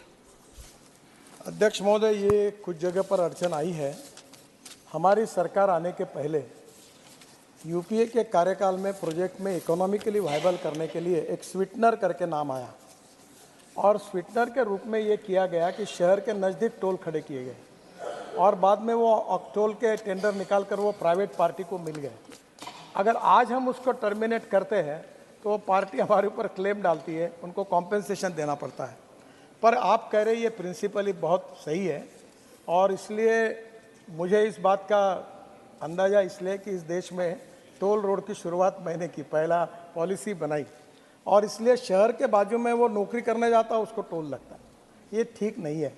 तो इसके बाद हम निश्चित रूप से ये कर रहे हैं कि शहर के बाद 6-7 किलोमीटर दूर बाद में टोल होंगे ताकि गांव वाले जो रोज़ इंडस्ट्रियल एरिया में जाते हैं उनको तकलीफ ना हो। जो पुराने कॉन्ट्रैक्ट्स है वो हम लोग रद्द नहीं कर सकते, नहीं तो वो कॉम्पेंसेशन मांगते हैं। तो फिर भी नए इसमें ये जो आपकी तकलीफ है ये सही है, ये निकल जाएगी, ये हम जरूर प्रयास करेंगे। Shrimati Sulata Dev. Thank you chairman sir. मैं आपके माध्यम से माननीय मंत्री जी से ये जानना चाहती हूँ कि मेरे स्टेट ओडिशा में कितने NH कंप्लीट हो चुके हैं और कितने अनगोइंग है। जो अनगोइंग प्रोजेक्ट चल रहा है खासकर NH 55 जो कटक संबलपुर रास्ता है भाया अनुगुल, वो अभी डेथ ट्रैप हो गया है और वो रास्ता कब तक ख़त्म होगा, मैं ये जानना चाहती हूँ। Thank you. Honourable minister. सम्माननीय अध्यक्ष महोदय, उड़ीसा की पूरी लिस्ट तो मेरे पास नहीं है, पर इन्होंने जिस प्रोजेक्ट का उल्लेख किया था वो गायत्री कंस्ट्रक्शन का प्रोजेक्ट था। वो कंपनी अब NCLT में चली गई है, पर उसके पेटी कॉन्ट्रैक्टर को एस्क्रो अकाउंट खोलकर पैसा देकर हम काम पूरा कर रहे हैं मेरी जानकारी है कि आने वाले 2-3 महीने में ये काम बरसात के पहले पूरा 100% कंप्लीट हो जाएगा। Question number 48, Shri K.R. Suresh Reddy. Honorable Minister. The House. Supplementary 1, Shri K.R. Suresh Reddy. Chairman, sir, 65% of the youth in our country are in the working age group, sir. That's a very big demographic dividend. But the agony is the business and industry are disappointed with the graduates lacking the right kind of skill for employment, sir. Some of the figures state that for filling up jobs, the difficulty in filling up jobs in India is 58% compared to the global 38%, sir. So the Honorable Minister's reply has stated that the National Skill Qualification Framework is notified. So my question is, after notification, as the percentage of the unemployment or the employment opportunities increased? So I would like the Honorable Minister. Honorable Minister. Chairman, sir, let me politely answer. The recently published NSSO data very loudly speaks. In the recent past, the unemployment ratio has been drastically reduced. From 5 years ago, the percentage was around 6 point something. 6% is the unemployment percentage, 6%. Now, with reduced number, it is 3.1. So this is a basic raw fact, bare fact I am putting in front of you. Regarding the skilling ecosystem in education, this is a broader question, Chairman, sir. There is a national education policy implemented by visionary Prime Minister Narendra Modi from 2020. There is a paradigm shift. The concern, the challenges, I agree with the concern and challenges. Because the way, the kind of education system we are now are passing through, we are implementing, there is a disconnect between certificate, degree and competency. That's why looking into that, Prime Minister Modi has very categorically said, degree is important, competency is also important. To implement that vision, in the National Education Policy 2020, if I cite one example, one implementation strategy, now in our high school curriculum, in the college curriculum, in the high school area from class 6 to class 12, now we are teaching 5 subjects, sir. Language, mathematics, science, social science and environmental science. The NEP 2020 recommends 3 additional subjects. What are they? Vocational education / skill. Till now, skilling and vocational education are elective subjects. They're optional. They're extracurricular. From next academic year, the skilling, art and culture and sports, all these 3 new subjects will be part of the proper textbook. This is a paradigm shift by Modi government to looking into the global need, looking into our country's youth aspiration. We are going to change in a very exponential route. And I think with this strategy, in the future, India will be the skill manpower hub of the globe. Second supplementary, Shri K.R. Suresh Reddy. Yeah, thank you again, Chairman, sir. So my second supplementary to the Honorable Minister is, has the government introduced any region-specific courses? We have seen the ITIs, for example, sir. The ITIs also need a lot of modernization. ITIs have to understand to what is the present need. So are the ITIs also being upgraded to the present requirements where they would create jobs? Honorable Minister. Chairman, sir, this is a very pertinent question by Honorable Member. He is right. Now we have to upgrade and we have to go for the emerging areas of the need. I can cite one example. Recently, our government is implementing drone Didi, Nomo drone Didi in the rural area for agricultural labor forces. To cater the need of Nomo drone Didi, almost all ITI have realigned their course. realign their course, how the drone ecosystem will emerge. I am citing one example of drone in the healthcare area, in the logistic area, in the coding, in the IT sector, in the ITI also, new emerging jobs, skills are emerging, and NCBT with collaboration of industry, we are going to implement, we are already implementing new courses in ITIs. Dr. V. Shivdasan. Honorable Minister Dharmendra Pradhanji replied on various courses as part of the skill development program. But without the financial investment, the achievement on qualification and standard are mere mockery. So please provide the data, state-wise data of the allotment to the state and the expenditure of the union government for the skill development program and the details of the implementing agency. Thank you, sir. Thank you. Honorable Minister. Chairman, sir, I politely beg to differ with my dear friend Shiva. In this house, I think he should not use the word mockery. He may disagree with me. Skilling is a... What? He used the word, sir, mockery. I think it's a little harsh on the joint responsibility.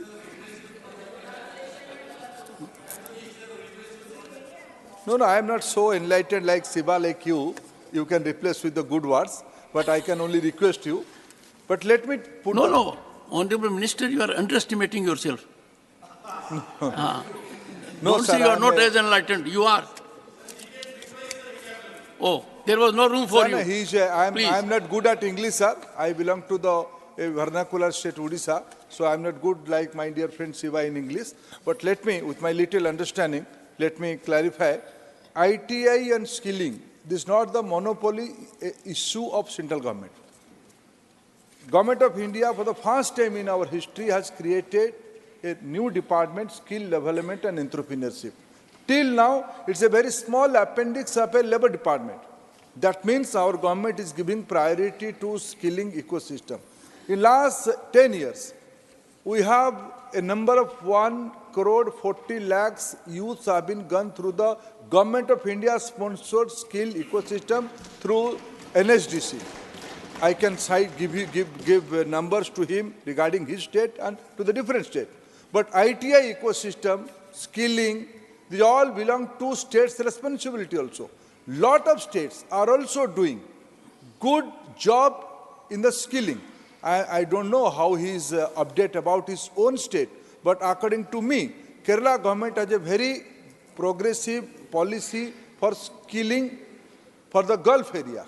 They are working jointly with Government of India. We are extending all kind of cooperation to states like Kerala, and we are working together. At least in a democracy, he may disagree with me, but he should not laugh at my English or my vocabulary.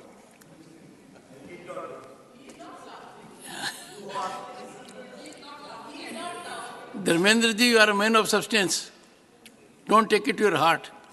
No one can mean disrespect to you. Sujit Kumar, 4 supplementary. Sir, the Honourable Minister referred to the new education policy. One second. And if someone has to laugh about, your chairman is here. He will take everything on his chest. People do laugh about me also. Let us take it in a spirit. Sujit Kumar. Sir, the Honourable Minister referred to the new education policy 2020, which no doubt is a very, very forward-looking policy. But, sir, if we are to get the maximum of this game-changing policy, people at the district level, at the panchayat level should know about it. Sir, I'm afraid it has been disseminated to the state capitals, but if you ask parents at the panchayat level, district level, if you ask the PRA members, most people will not know about the nitty-gritties of the new education policy, which is such a great policy. So I would like to know from the Minister, is there any plan to make people at the panchayat, block and district level aware about the new education policy? Honourable Minister. The new education policy has been envisioned. I can, with utmost responsibility, I can say, after Constitutional Assembly debate, envisioning an education policy which is known as NEP 2020 has a wider consultancy mechanism given direction by Prime Minister himself, and piloted by none else than a very eminent person of our country, Dr. Kasturirangan. Lot of consultancy are still going on.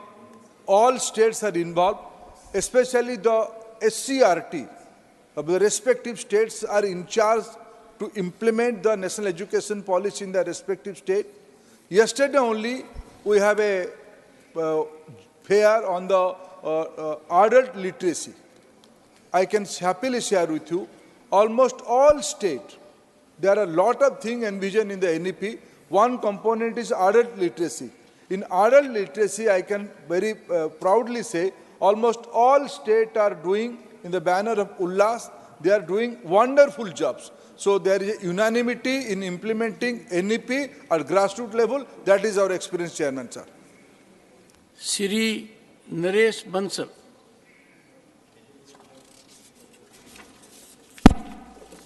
धन्यवाद सभापति जी। मैं पहले तो आदरणीय शिक्षा मंत्री जी को बधाई देना चाहता हूं कि वोकेशनल कोर्सेज और स्किल डेवलपमेंट के क्षेत्र में बहुत अधिक कार्य हो रहा है। मैं मंत्री जी से जानना चाहता हूं कि वोकेशनल कोर्सेज और स्किल डेवलपमेंट से कितने युवकों को लाभ हुआ है, इसके लाभार्थी कितने हैं और कितनों को जॉब मिला है या उन्होंने अपना बिजनेस या स्टार्टअप किया है, state wise, district wise. Thank you. Chairman साहब, मिनिस्टर, जैसे मैं शुरुआत की आदरणीय सुरेश जी के प्रश्न पे उत्तर दिया कि इन दिनों में जो बेरोजगारी की तथ्य कह रहा है ये घटी है, इसकी अर्थ नया रोजगार सृजन हुए हैं। अगर हमारी देश की अर्थनीति आज विश्व की 5वें स्थान पे पहुंची है, इसके अर्थ है देश में नया रोजगार की सृजन हुई है। अगर इस देश में 11 लाख करोड़ रुपया की कैपेक्स एक्सपेंडिचर हो रहा है, उसके अर्थ है हमारे देश में रोजगार बढ़ी है। और बाकी कितने लोगों को प्रशिक्षण हुआ, और इन दिनों में हमने कहा कि 1 करोड़ 40 लाख लोगों की प्रशिक्षण हुआ। मेरे मित्र भूपेंद्र यादव जी यहाँ नहीं है, लेकिन श्रम विभाग की EPFO की डाटा, शायद हाईएस्ट नंबर EPFO डाटा में एनरोलमेंट हुई है। ये प्रमाणित करती है हमारी देश में नौजवानों ने, मुद्रा की सर देखिए, स्वनिधि की नंबर्स देखिए। इन दिनों में परम आदरणीय राष्ट्रपति जी और माननीय प्रधानमंत्री जी अपने बयानों में पिछले 2-3 दिनों में उसके बारे में तथ्य आधारित जानकारी दी इस सदन को। ये प्रमाणित करता है आज हमारे देश की अर्थनीति की जो स्थिति है, रोजगारों, युवाओं को रोजगार में काफी एक उछाल आई है, लोगों में एक उत्साह भरी है। Question number 49, doctor Sudhanshu Trivedi.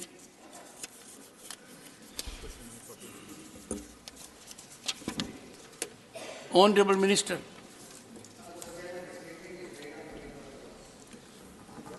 Supplementary 1, doctor Sudhanshu Trivedi. मैं आपके माध्यम से माननीय मंत्री जी से पूछना चाहता हूं कि केरल राज्य में national action plan for drug demand reduction, इस योजना के अंतर्गत ड्रग्स की समस्या जो इस समय देश में बहुत बढ़ती जा रही है, उसकी रोकथाम के लिए क्या पहल की गई? Honourable minister.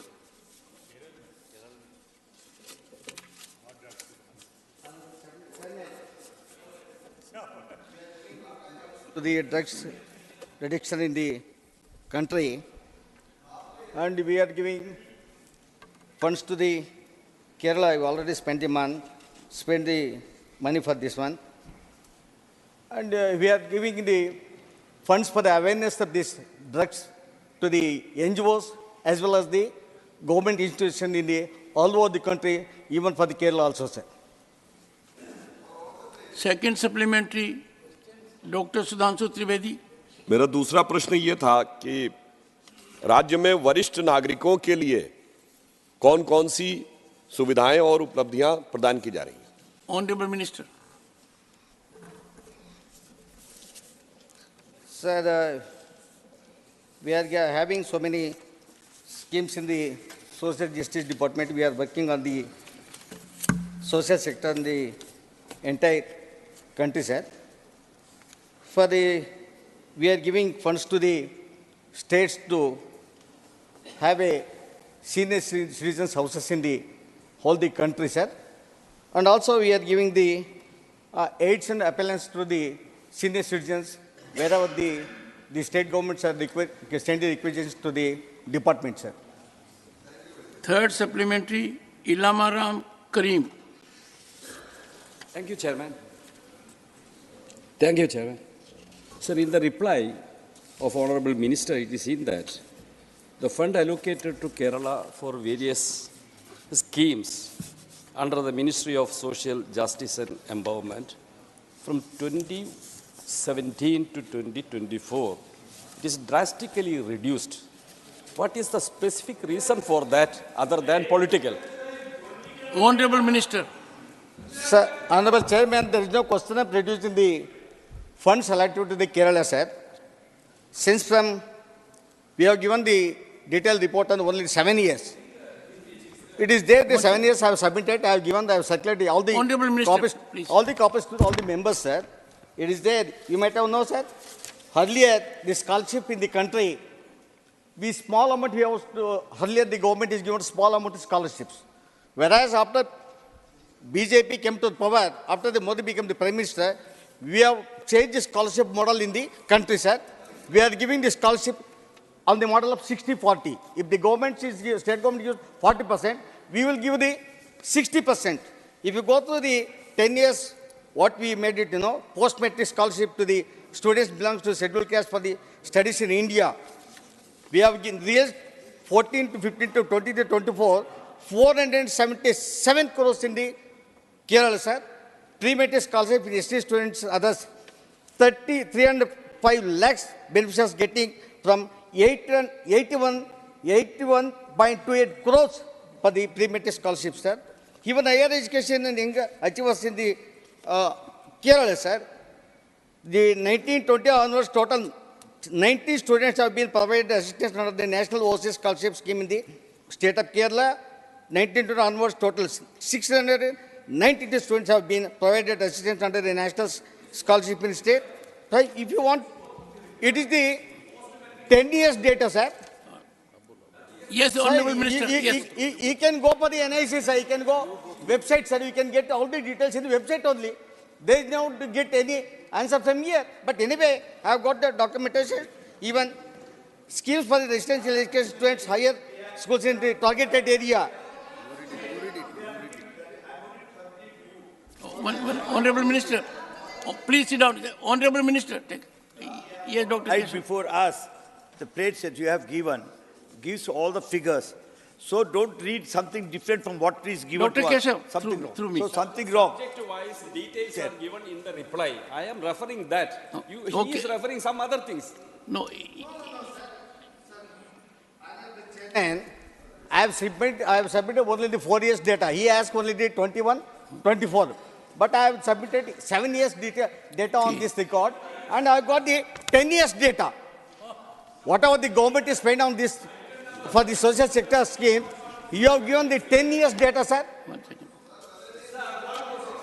No. Honorable Minister has indicated he is making available data for 10 years and years less than that also.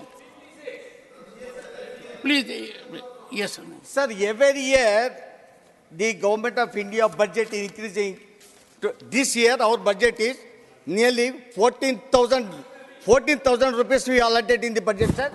In our budget, we have allocated for the SCs only, sir, 1,30,000 crores, sir. We have no limitations. We are working for the sector, social sector of the public in the country, sir. For supplementary, Mr. P. Wilson. Sir, I think the Honorable Minister will be in a position to answer this. Sir, there are no reservations for OBCs in all India seats of national law universities functioning in all states, including in Kerala.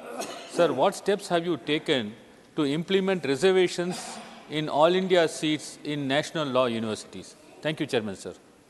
It's not related to the main question, sir. Thank you, sir. prima facie, it doesn't relate to the question, Mr. Wilson. In Kerala also, we are talking about social justice in Kerala. I'm saying social the justice in... You may have a cup of tea with the Honorable Minister. Yes, Chairman, and I'm sir. sure he'll help you out with the... In Kerala, I'm asking in Kerala, at least, why can't you enforce this social justice in Kerala? In Kerala National Law Universities, the seats surrendered for national, all India seats, they are not giving reservation particularly for OBCs. Point well taken. Thank you, Chairman, sir. John Britas. Keep it very pointed. Thank you, sir. I'm making a departure to being from Kerala because it is relatable to your state. Thank you so much, sir. Please. Sir, I'm glad and thankful to Sudhamshuji for his curiosity and interest in Kerala. Sir, under Accessible India campaign, Sugamai Bharat Abhiyan, a proposal has been submitted by the government of Kerala to make 28 public buildings in Trivandrum friendly for the differently abled people. However, an amount of 4.56 for the phase 1 is still pending with the government, and I would ask the Honorable Minister, what is the total allotment for this scheme and how much has been disbursed? Thank you, sir. Honorable Minister. धन्यवाद सभापति महोदय जी। माननीय सदस्य जी के द्वारा केरल के संबंध में जो चिंता व्यक्त की गई है, मैं बताना चाहता हूं। दिव्यांगजन अधिकार अधिनियम 2016 के पारित होने के बाद देश के प्रधानमंत्री नरेंद्र मोदी जी के मन में दिव्यांगजनों के प्रति जो संवेदनशीलता है, उसमें सुगम्य भारत अभियान इस एक्ट का एक महत्वपूर्ण भाग है।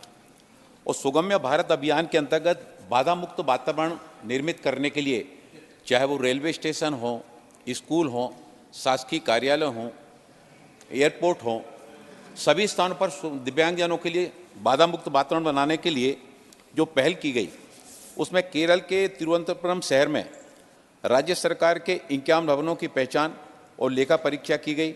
माननीय सदस्य ने जो उल्लेख किया, राज्य ने 28 भवनों के लिए लागत अनुमान साझा किया था और वर्ष 2018-19 के दौरान 28 भवनों के लिए मंजूरी आदेशों के माध्यम से 4.30 करोड़ रुपए की राशि जारी की गई थी। राज्य सरकार को EIC के अंतर्गत आगे रिलीज प्राप्त करने के लिए वास्तविक और वित्तीय प्रगति रिपोर्ट, निविदा दस्तावेज और जो उपयोगिता प्रमाण पत्र है वो प्रस्तुत करना होगा। शिप्डा की बाधा मुक्त पर्यावरण उप स्कीम के निर्माण के अंतर्गत वर्ष 2019-20 के दौरान 75 लाख रुपए की अनुदान सहायता और वर्ष 21-22 के दौरान 73,99,902 रुपए की अनुदान सहायता national institute of speech and hearing Thiruvananthapuram Kerala के 3 भवनों को बनाने के लिए जारी की गई थी। Question number 50, Shrimati Geeta alias Chandraprabha. No point of doing question hour. Question number 50. Not present, Honorable Minister. Honorable Minister. माननीय सभापति महोदय, उत्तर सभा पटल पर प्रस्तुत है। Third supplementary, Dr. Fozia Khan. Sir, Kerala has one of the highest social security pension coverages, particularly befitting tribes and rural areas.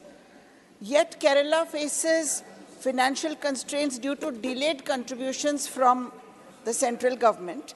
This results in irregular pension disbursements. Sir, what strategies does the ministry intend to propose to enhance and stabilize the social security pension scheme, facilitating timely and consistent delivery of pensions to eligible beneficiaries, sir? Honorable Minister. माननीय अध्यक्ष महोदय, माननीय सदस्य ने जो सवाल पूछा है इससे संबंधित नहीं है। यदि मैं केरल के संबंध में आपकी अनुमति हो तो मैं तुलनात्मक विषय जरूर रखना चाहूँगी। 2014 के पहले इसको जरूर सदस्य ध्यान से सुनेंगे। केरल के अंदर 14 के 5 और 6 के बाद से लगभग 4,50,000 इंदिरा आवास आयोजित हुए थे, जिनको पूरा नहीं किया गया था। महोदय, माननीय प्रधानमंत्री जी के कार्यकाल में 2014 के बाद 10 सालों में अब तक लगभग 2,13,000 आवास बनाए गए हैं, जिसमें से 1,81,000 घर इंदिरा आवास हमने पूरा किए हैं। महोदय, ऐसे मेरे पास सभी विभागों का मेरे पास तुलनात्मक है। अध्यक्ष महोदय, सभापति महोदय, मैं आज आपकी अनुमति से मनरेगा में भी कुछ चर्चा करना चाहूँगी। 2014 के पहले मनरेगा में 5,016 करोड़ रुपया जारी किया गया था। माननीय प्रधानमंत्री जी के नेतृत्व में केरल के लिए 26,906 करोड़ रुपया जारी किया गया है। ऐसे ही हर विभागों का यदि मैं आपके बीच में रखना चाहूँगी तो मुझे लग रहा है कि समय ज़्यादा वेस्ट होगा, इसलिए मैं अधिक ना समय देते हुए भारत सरकार, मोदी जी की सरकार किसी भी राज्य के साथ कोई पक्षपात नहीं करती है। हाँ, कुछ राज्यों ने मनरेगा में भ्रष्टाचार किया है, उनकी छटनी जरूर हुई है और वो करना जायज भी है। श्रीमती रजनी अशोक राव पाटिल। सर धन्यवाद सर। Please, ma'am, धन्यवाद sir. I have already indicated if an honorable member is not satisfied from the answer, please take recourse to rules. Please. Yes. Sir, मैं मंत्री जी का धन्यवाद देना चाहती हूँ कि उन्होंने मनरेगा का उल्लेख किया, जो महत्वाकांक्षी योजना यूपीए के कार्यकाल में हमारे नेता मनमोहन सिंह और राहुल गांधी जी की वजह से इस देश में इम्प्लीमेंट कर दी गई थी। ऑनरेबल मेंबर, और मैं इसी संदर्भ में क्वेश्चन पूछना चाहती हूँ कि what steps is the ministry undertaking to ensure social audit under the Mahatma Gandhi Manrega scheme, considering only 6 states have completed 50% as on November 2023. Thank you, sir. Honorable Minister. माननीय सभापति महोदय, इससे संबंधित नहीं, यदि सदस्य चाहेंगे तो हम मिलकर के दे देंगे।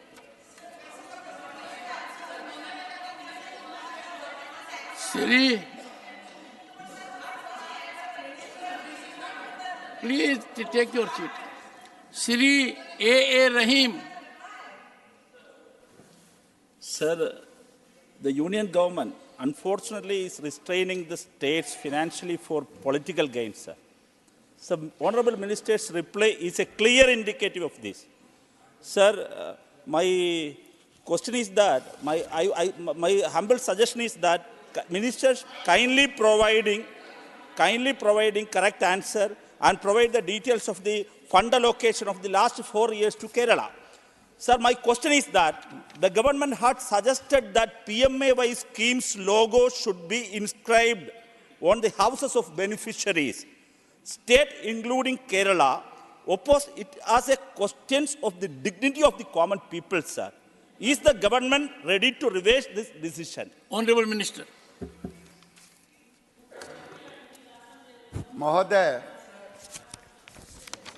इन्होंने जो माननीय सदस्य ने पूछा है, ये 3 साल का भी हम जवाब दे रहे हैं कि 3 साल में राशि कितनी गई, और पूरे 10 साल का भी जवाब देना चाहता हूं आपकी अनुमति से। 18 से 21 11,790 करोड़ गया, और 21 से 24 11,424, लेकिन 10 साल मोदी जी की सरकार, एनडीए और यूपीए की सरकार में केरल को 10 साल में केवल 8,500 करोड़ गया, और नरेंद्र मोदी की सरकार ने 64,000 करोड़ देने का काम किया है। ये कोई मैं, और एक मुझे बड़े दुख के साथ कहना पड़ता है, उसी में से महोदय,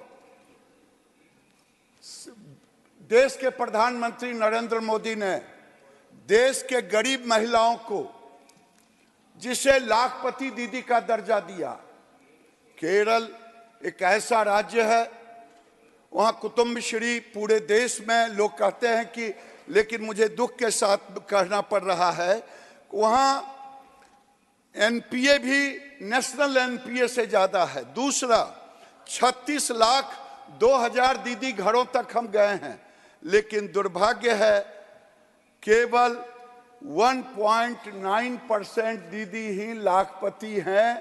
अगर ये राज्य सरकार यहाँ जॉन बिट्टा साहब बैठे हैं, मेरे पास आए थे मंत्री के साथ। मैं उस दिन भी कहा था कि अगर आप गरीबों के हाथ में पैसे नहीं दे सकते तो ये कुतुब श्री को बंद कर दे। Question number 51, Shri Vijay Pal Singh Tomar. Shri Vijay Pal Singh Tomar. Sir, question number 51. Honorable Minister. Table of the House. First supplementary, Shri Vijay Pal Singh Tomar. जी, माननीय सभापति महोदय, मैं सबसे पहले शिक्षा मंत्री जी को बधाई देना चाहूंगा कि उन्होंने शिक्षा को रोजगार परक बनाने का काम किया, नई नीति लेकर आए। There is a mechanism under the rules. Yes, first supplementary. वर्तमान में लगभग 457 विश्वविद्यालय और 9,807 उच्च शिक्षा संस्थान हैं। और मैं इसलिए भी बधाई देना चाहूँगा, NIRF 2023 में कृषि और सेवा क्षेत्र को नए विषयों के रूप में जोड़ा गया। लेकिन मैं माननीय मंत्री जी इसके अलावा ये जानना चाहूँगा कि माननीय सभापति जी के माध्यम से जानना चाहूँगा, उद्योगों की मांग को देखते हुए उच्च शिक्षा क्षेत्र में के पठन पाठन के लिए और क्या विशेष प्रावधान किए जा रहे हैं?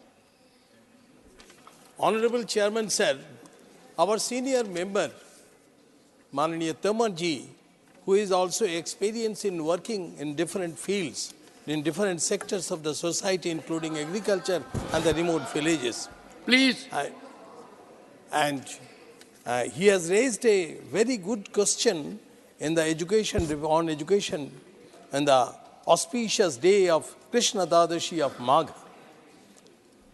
Before telling this, I would like to narrate one incident, and that will give our sincerity. It is a true incident. When our team, under the leadership of our Honorable Cabinet Minister Dharmendra Pradhan ji, joined in the ministry in 21st and in the month of July, on first 5 days in the ministry, we attended 19 briefing meetings. And in these 19 briefing meetings, after attending this, I became emotional. And I asked the officials, 21st July, 2021 July, Corona was not over. And I asked the different officers, how you have prepared all these PPT. And I have become astonished that all of them told, sir, we did not take a single day leave. If by any means we could not come in the office, we would like to do in the home work, and it is more than the office hours. Your response. Yes.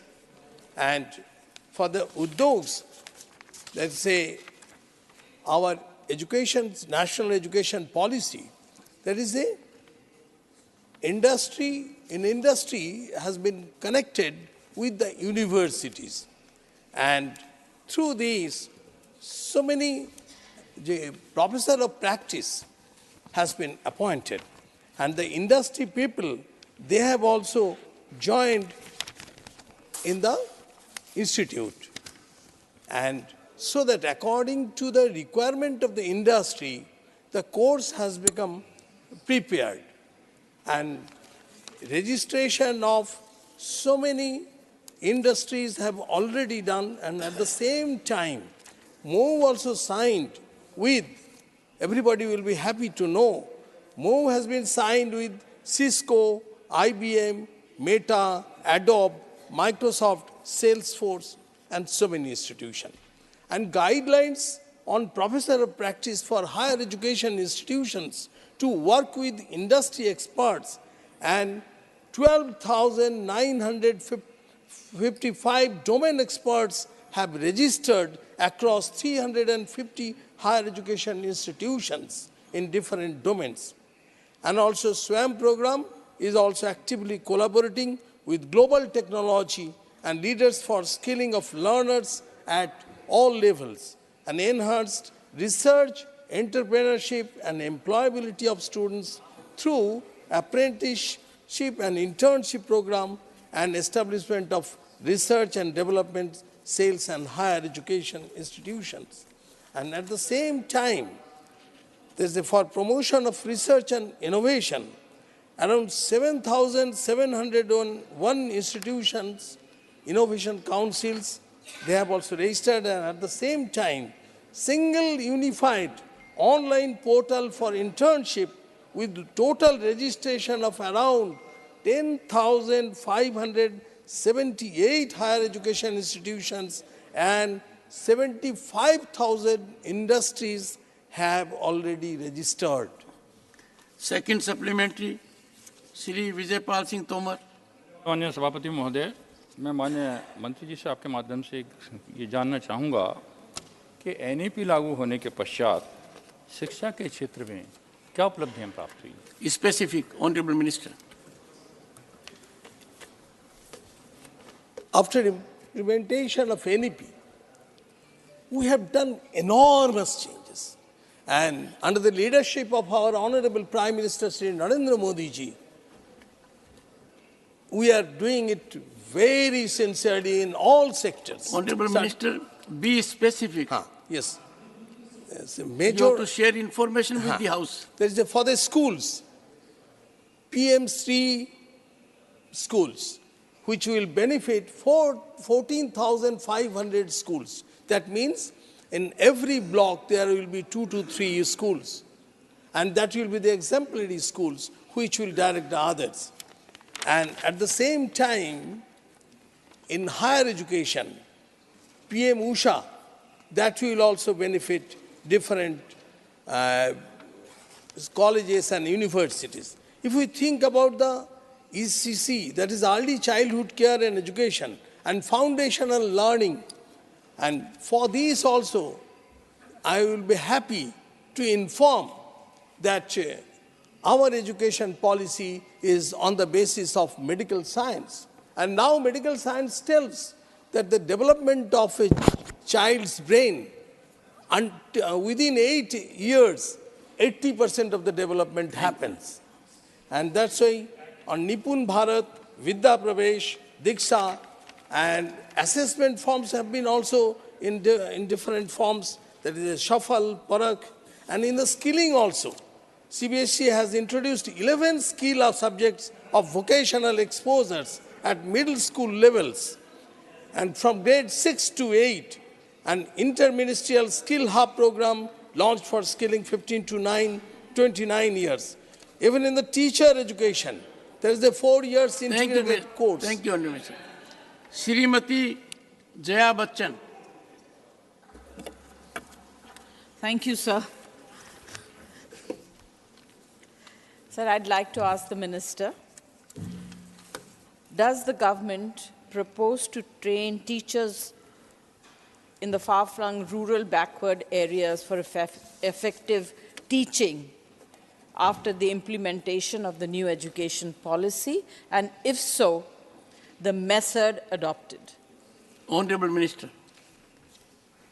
I'm very happy to know Honorable Member's question. We are very much sincere on the teacher education according to our National Education Policy 2020. Honorable Minister, Honorable Member seeks information on 2 categorical points. Yes, on the village. Respond to that. Yes. Yes. Very specific question. इस बार budget में मैंने पिछले जो इस बीते वर्ष में चालू हो रहा है, सरकार ने टीचर एजुकेशन देश में 1 करोड़ प्राइमरी से हायर सेकेंडरी तक टीचर है। सभी की कैपेसिटी बिल्डिंग के लिए डाइट के माध्यम से सरकार एक एम्बिशियस प्रोग्राम इंप्लीमेंटेशन करना शुरू कर दी है।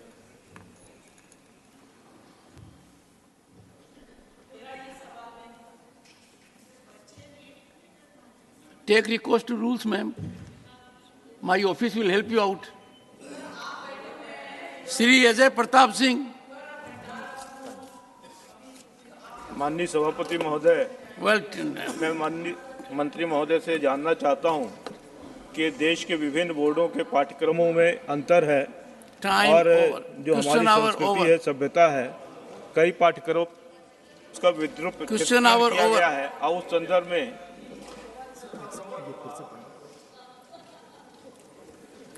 Honorable members, further discussion on the motion moved by Susri Kavita Patidar on 2nd February 2024 and the amendments moved thereto.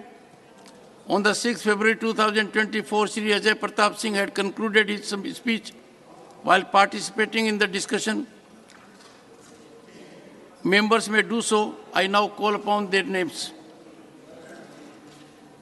Shri K. Velasvana, not present. Shrimati Jaya Bachchan. Very lucky today, sir. High priority. A well-deserved precedence. Thank you, sir.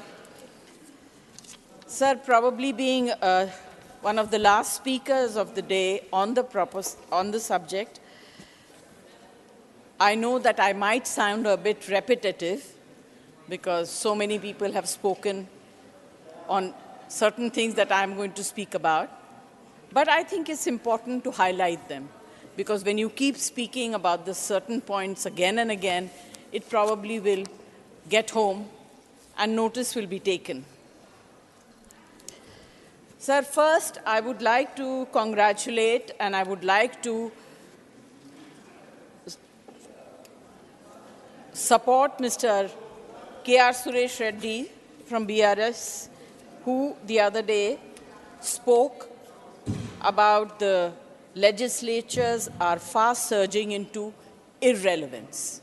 I absolutely agree with him. After being in this House for the last 20 years, I can see the decline, unfortunately. Sir, this makes me very sad. Now, it's not a pun. You express sadness for so many things. आप दिन में at least 7-8 बार तो sad हो जाते हैं. आज जवाब देते वक्त बहुत से मंत्री भी बहुत sad हो गए. जी sir. Statistics as a subject.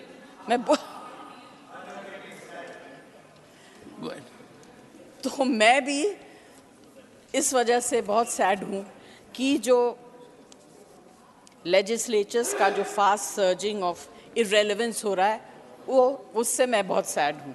And I'm sure you will understand. Sir, in the Honorable President's speech, special reference, अगर आप लोग बात करना बंद कर दें तो मैं बोलूं. Conference चल रहा है, मैं क्या बोलूं? Please, let the House be in order. Please. Thank you. The Honorable President's speech, special reference was made to Viksit Bharat and its 4 pillars: youth power, women power, farmers, and the poor. And the poor. Sir, ये poor अलग से mention ही नहीं करना चाहिए. Farmers are the poor. So poor अलग से होनी नहीं चाहिए थी. मगर it is not her fault. Whatever has been given to her, she was asked to speak and she did. So the central government can write off 10.5 lakh crore loan for companies, but it will not waive off farm loans. I am sad. The country in 2022 witnessed an unprecedented farmers' movement due to which the government was forced to withdraw 3 agricultural laws. The assurance given at that time by the government to farmers to take back their agitation was increase in minimum support price. The fact is, no assessment of farmers' incomes has been carried out by the Union government since 2013. Incomes needed to grow by 10% every year in order to double 2022, but the growth in farmers' income has been around 3.5% only. I am sad, sir. 30 people involved in the farming sector committed suicide every day. In 2022, the current farmer suicide data for the year 2023 stands at 328 deaths per day. Sad, sir. Very sad. I come to the second pillar, youth power. India has youngest population in the world, and youth is the future of our nation, which I'm sure everyone will agree. But let me show you the mirror. According to government data available, public domain unemployment amongst the graduate and postgraduate students in the age group of 20 to 30 years is 38.67%. For every 15 lakh engineering graduates annually, only 2.5 lakh secure jobs in core engineering industry. Recent reports in media, which were widely circulated, need to be mentioned here. In December 23, for the post of peon in Uttar Pradesh, Jal Vibhag, 1 lakh applications were received, and the shocking fact is the youth that had applied had MBA, MBBS, and postgraduate degrees. Another incident in Hinjewadi, Pune, in Jan 24, for a junior developer position, hundreds of aspirants have lined up. For 25 openings, the recruiter received 2,900 applications. जब युवा शक्ति unemployed रहेगी तो विकास कहाँ से होगा sir? I am sad. Third pillar, women power. The Parliament is in a special session passed the Nari Shakti Vandana Adhiniyam. But the fact is, crimes against women has increased by 31%, and crimes reported by women increased by 50%. And this is the data given by government organizations. It is not my jumla. The recent brutal crime against Dalit girls in a village of UP is testimony of how unsafe our women are. Especially yesterday, sir, in the morning, we got to hear that a student in a university in UP complained against the professor of harassment. It's a shame. इससे एक सवाल उठता है sir मेरे मन में कि सही जवाब क्या है, जो सरकार ने बताया या जो आम गवर्नमेंट रिपोर्ट्स के थ्रू आई हैं, जो डेटास प्रोवाइड की गई हैं. The fact is that this bill may take several years before it comes into effect, as the Honorable Home Minister made the delimitation process a contingent. What's the point of this bill if it is going to take years before women get democratic right, and why the special session for a cosmetic bill? What is the hurry, sir? I'm sad. जनगणना पे आते हैं, fourth pillar. In order for all sections of the society to get their due share in government schemes without any discrimination, it is necessary to have correct and accurate figures of their numbers before the coming elections. The government is silent on the question of caste census. Continuously ignoring this issue, the government is violating the rights and interests of the poorest of the poor sections of the society. And I request the government on behalf of my party to hold the caste-based census before the elections and to include OBCs and minorities, and especially women in the minorities. Lastly, sir, I'd like to end by saying, बचपन में जब हम छोटे थे, पहले घर में, उसके बाद स्कूल्स में, हमें बताया गया, अगर जिंदगी में सबसे बड़ा पाप है, वो है झूठ बोलना. I do not want to comment on it. Thank you very much for giving me this opportunity. Thank you, Jaya ji. झूठ बोलना बंद करना चाहिए. Thank you, Jaya ji. माननीय श्री कार्तिकेय शर्मा. माननीय Kartikeya sir. Thank you, Chairman, sir. I express my heartfelt gratitude for allowing me to speak on the inspiring speech delivered by the Honorable President. Under your leadership, this Assembly has always worked towards promoting the values of democracy and citizenship. I would like to extend my sincere thanks to the Honorable President Draupadi Murmu ji for her motivational speech. उन्नति की राह पर हम सभी चलेंगे, संघर्ष को हराकर विजय की ओर बढ़ेंगे. Her words have shed light on the welfare schemes underway in our country under the leadership of the Prime Minister Narendra Modi. India has made significant progress in various sectors over the past decade. The ideals of the Bhagavad Gita: you have the right to perform your prescribed duties, but you are not entitled to the fruits of your actions, resonate with the way the Prime Minister Narendra Modi's government has diligently fulfilled its duties.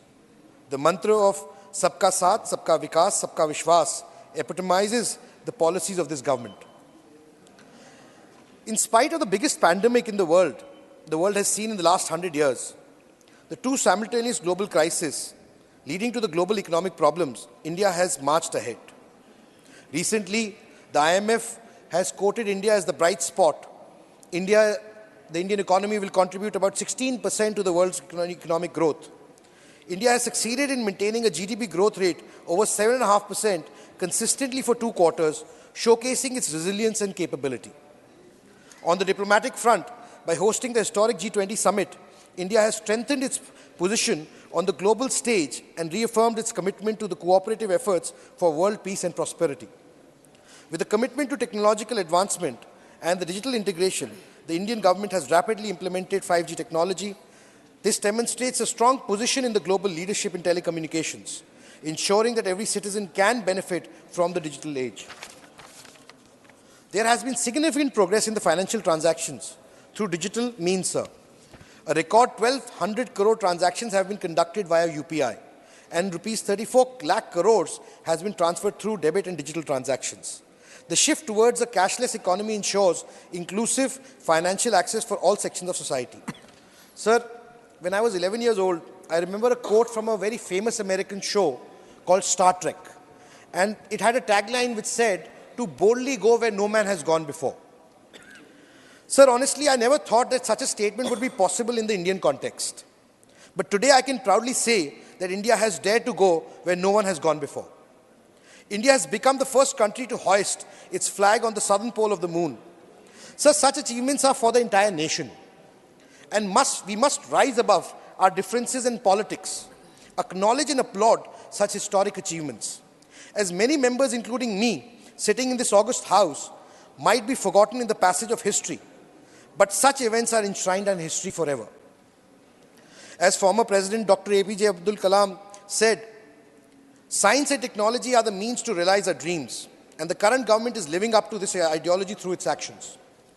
But sadly, sir, as Honorable Prime Minister has so aptly mentioned, few in the opposition are able to recognize the country's achievements. They are fixated on this cancel culture and have failed to recognize all these achievements. Sir, Mirza Ghalib का एक शेर है, cancel culture वालों के लिए समर्पित है। हर एक बात पे कहते हो तुम कि तू क्या है, हर एक बात पे कहते हो तुम कि तू क्या है, तुम ही कहो ये अंदाज़े गुफ्तगू क्या है. I would like to mention certain facts. Thanks to the Prime Minister Modi's vision, leadership projects like Atal Setu have expanded foundation infrastructure in India significantly. National highways, which were 91,287 kilometers in 14, have increased to 1,46,000 by 23, a growth of 59%. Similarly, in the railways have also increased from 21,413 kilometers to 1,04,647 kilometers. So as a lifeline of our nation, the Indian Railways have undergone a significant transformation, with over 25,000 kilometers of railway tracks being laid. Even the aviation sector has achieved historic milestones. So whether it's the IITs, IIMs, AIMS, from 16 IITs, 13 IIMs, 9 IITs, and 7 AIMs in 14 to 23 IITs, 21 IIMs, 25 triple ITs, and 23 AIMs have been made in the last 10 years, reflecting the commitment to excellence in higher education and healthcare services. Sir, the list is endless. Whether I talk about Ayushman Bharat, which is the world's largest healthcare program, or the world's largest food security program, which is feeding more than 80 crore people, the government has ensured that that distinction that exists between completely done away with. The with all the schemes reaching to people equitably regardless of social status or religious identity. The scheme has ensured the people are integrated into the financial, social, economic fabric of this country, which is crucial for building the idea of one nation. Sir, whether I talk about the Swachhta Bharat mission, which has completed 110 million toilets, or various other provisions that the government has achieved. Sir, the list is endless. But some people can't see it. Sir, Waseem Barelvi ji का की कुछ lines हैं जो बिल्कुल उपयुक्त हैं, जो इस पूरी चीज़ को समाप्त करने के लिए अच्छी रहेंगी. अपने चेहरे से जो जाहिर है छुपाएं कैसे, अपने चेहरे से जो जाहिर है छुपाएं कैसे, तेरी मर्जी के मुताबिक नज़र आए कैसे, कोई अपनी ही नज़र से तो हमें देखेगा, एक कतरे को समंदर नज़र आए कैसे. Sir, Prime Minister Modi has instilled a sense of nationalism and patriotism among the youth. Campaigns like Make in India, Self-Reliant India, and Startup India have inspired the youth to contribute towards the country's development. Sir, not only this, but the Prime Minister has also made efforts, and under his government, to promote Indian culture and heritage, bringing yoga at the center stage of the world. Sir, it is imperative to acknowledge the return of Lord Sri Ram to his home Ayodhya, which has been eagerly awaited by the country's citizens, crores of citizens across the nation, including those from Haryana. Therefore, I express heartfelt gratitude to the government and the Prime Minister for making it possible to fulfilling the sentiments and expectations of all the citizens. Bearing witness to this historic moment, personally, I believe that the divine smile of the idol Lord signifies the arrival of good times to come for us. Sir, yesterday a very senior member was talking about how many times Lord Ram's name was taken in the President's address and subsequently. Sir, I come from Haryana. So in Haryana, we have a way of greeting people. We say Ram Ram when we meet someone. That is the traditional norm, irrespective of caste, color, religion or creed. Please, baith kar na So bole. I would like to urge the members not to take it in a different context and realize that it is a matter of faith and it is a matter of culture and custom. So finally, as we reflect on the remarkable journey on our country's progress, it is impossible to overlook the significant role that has been demonstrated by the government and the Prime Minister. Sir, in the end, sir, I would also like to mention another point since I was not in the House yesterday, sir. In the address, a very senior member of Parliament and a dear friend who also comes from the same fraternity as you are, sir, and I am from the media industry, spoke about that how media has been completely castigated and is playing a role which is only playing to the gallery of the government, sir. He even gave an acronym to media and called it MODIA. Sir, I would like to request you that such statements should not be encouraged in the House because media is the fourth pillar of our democracy. And whenever the democracy has been challenged historically, it is media which has come to the forefront to save the democracy and the values and principles of democracy. Whether it was during the emergency period, whether it has been any other point where the country and the people of the country have needed it, media has always risen to the occasion. To paint and castigate media in a particular light and showcase it in a particular manner is very unfounded, sir. The gentleman in question, he himself represents the media and the television network. So I would strongly urge the chair to look at that instance and disregard that remark from this. Thank you very much, sir. Thank you. माननीय कार्तिकेय शर्मा जी, माननीय श्री प्रफुल्ल पटेल जी. माननीय उपसभापति महोदय जी, हमारे राष्ट्रपति महोदया की ओर से हमारे दोनों सदनों को उन्होंने संबोधित किया और ये हमारे भारत की लोकतंत्र की गरिमा है, बड़प्पन है कि एक बहुत सामान्य व्यक्ति को, वो भी एक दूर दराज के गांव से आदिवासी अनुसूचित जनजाति की महिला को भारत के सर्वोच्च स्थान पर बैठने का मौका मिला और हमको उनका उद्बोधन सुनने का भी अवसर प्राप्त हुआ। उसी तरह से हमारे देश के लोकतंत्र की ये भी बहुत बड़ी महिमा है कि सामान्य व्यक्ति भी इस देश के सर्वोच्च अधिकार को प्राप्त करके देश के प्रधानमंत्री जी का भी दायित्व निभा सकता है। ये भी हमारे भारत के संविधान ने जो प्रावधान किया और उसको साक्षात हमने होते हुए देखा है। और केवल उतना ही नहीं, केवल भारत के ही लोकप्रिय प्रधानमंत्री बनने का तो अवसर उन्हें प्राप्त हुआ ही है, सौभाग्य प्राप्त हुआ है, लेकिन विश्व में भी आज जो चंद नेताओं को एक सर्वमान्य एक अधिकार प्राप्त हुआ है, वो उनमें से हमारे प्रधानमंत्री नरेंद्र मोदी जी हैं। ये हमारे लिए भी एक बहुत बड़ा सौभाग्य की बात है। यही लोकतंत्र में हम सब लोगों को हासिल करने की कोशिश करना चाहिए कि इस सदन और दोनों सदनों के माध्यम से हम देश के लोगों को कोई ना कोई एक ऐसा संदेश दे जिससे भारत की एकता, हमारी जो विकास की जो सफ़र है, ये सारी चीज़ों में हमको सफलता मिले। हमारे सरकार के ओर से प्रधानमंत्री जी ने पिछले करीब 10 वर्षों से नेतृत्व किया है और मेरे को एक चीज़ जो मैंने एक उनके हम्बल बैकग्राउंड के वजह से जो देखी है, जो यहाँ पर हम देश के लोगों ने अनुभव किया है कि उन्होंने शुरू किससे किया था, स्वच्छ भारत से। फिर उन्होंने टॉयलेट, शौचालय हमारे हर भारतीय को मिलना चाहिए, ये उन्होंने मुहिम चलाई। उसके बाद सबको घर मिलना चाहिए, उसके बाद सबको स्वच्छ जल मिलना चाहिए, उसके बाद सबको शिक्षा, सही किफ़ायत और अच्छी शिक्षा मिलनी चाहिए, स्वास्थ्य और आरोग्य के प्रति सब लोगों का ध्यान रखना चाहिए और किसी को भी भूख से सोना ना पड़े, ये व्यवस्था होनी हमारे देश में होनी चाहिए। तो एक सामान्य अगर आप देखेंगे कि जो ज़रूरत एक व्यक्ति की या इस नागरिक की होती है, पहले उसको एड्रेस करने का, उसका कोई एक समाधान करने का कोशिश प्रधानमंत्री जी ने अपने सरकार के माध्यम से करने की कोशिश की। ये बहुत बड़ी एक उपलब्धि है, क्योंकि 80% लोगों को कहीं ना कहीं इन चीज़ों से उनको जूझना पड़ता है और इसका समाधान सरकार ने किया है बहुत बड़े पैमाने पर। देश की लोक संख्या 140 करोड़ है, स्वाभाविक है सबकी आकांक्षाओं को एक साथ पूर्ति नहीं हो सकती है, लेकिन उसके बावजूद उस दिशा में तेज़ी से सरकार ने कदम बढ़ाए हैं। ये हमारे सबके लिए एक मतलब समाधान की बात है और इसी दिशा में सरकार और भी तेज़ी से काम करेगी, कर रही है। ये राष्ट्रपति महोदया के जो अभिभाषण में हम लोगों को सुनने मिला, ये अभिनंदनीय है।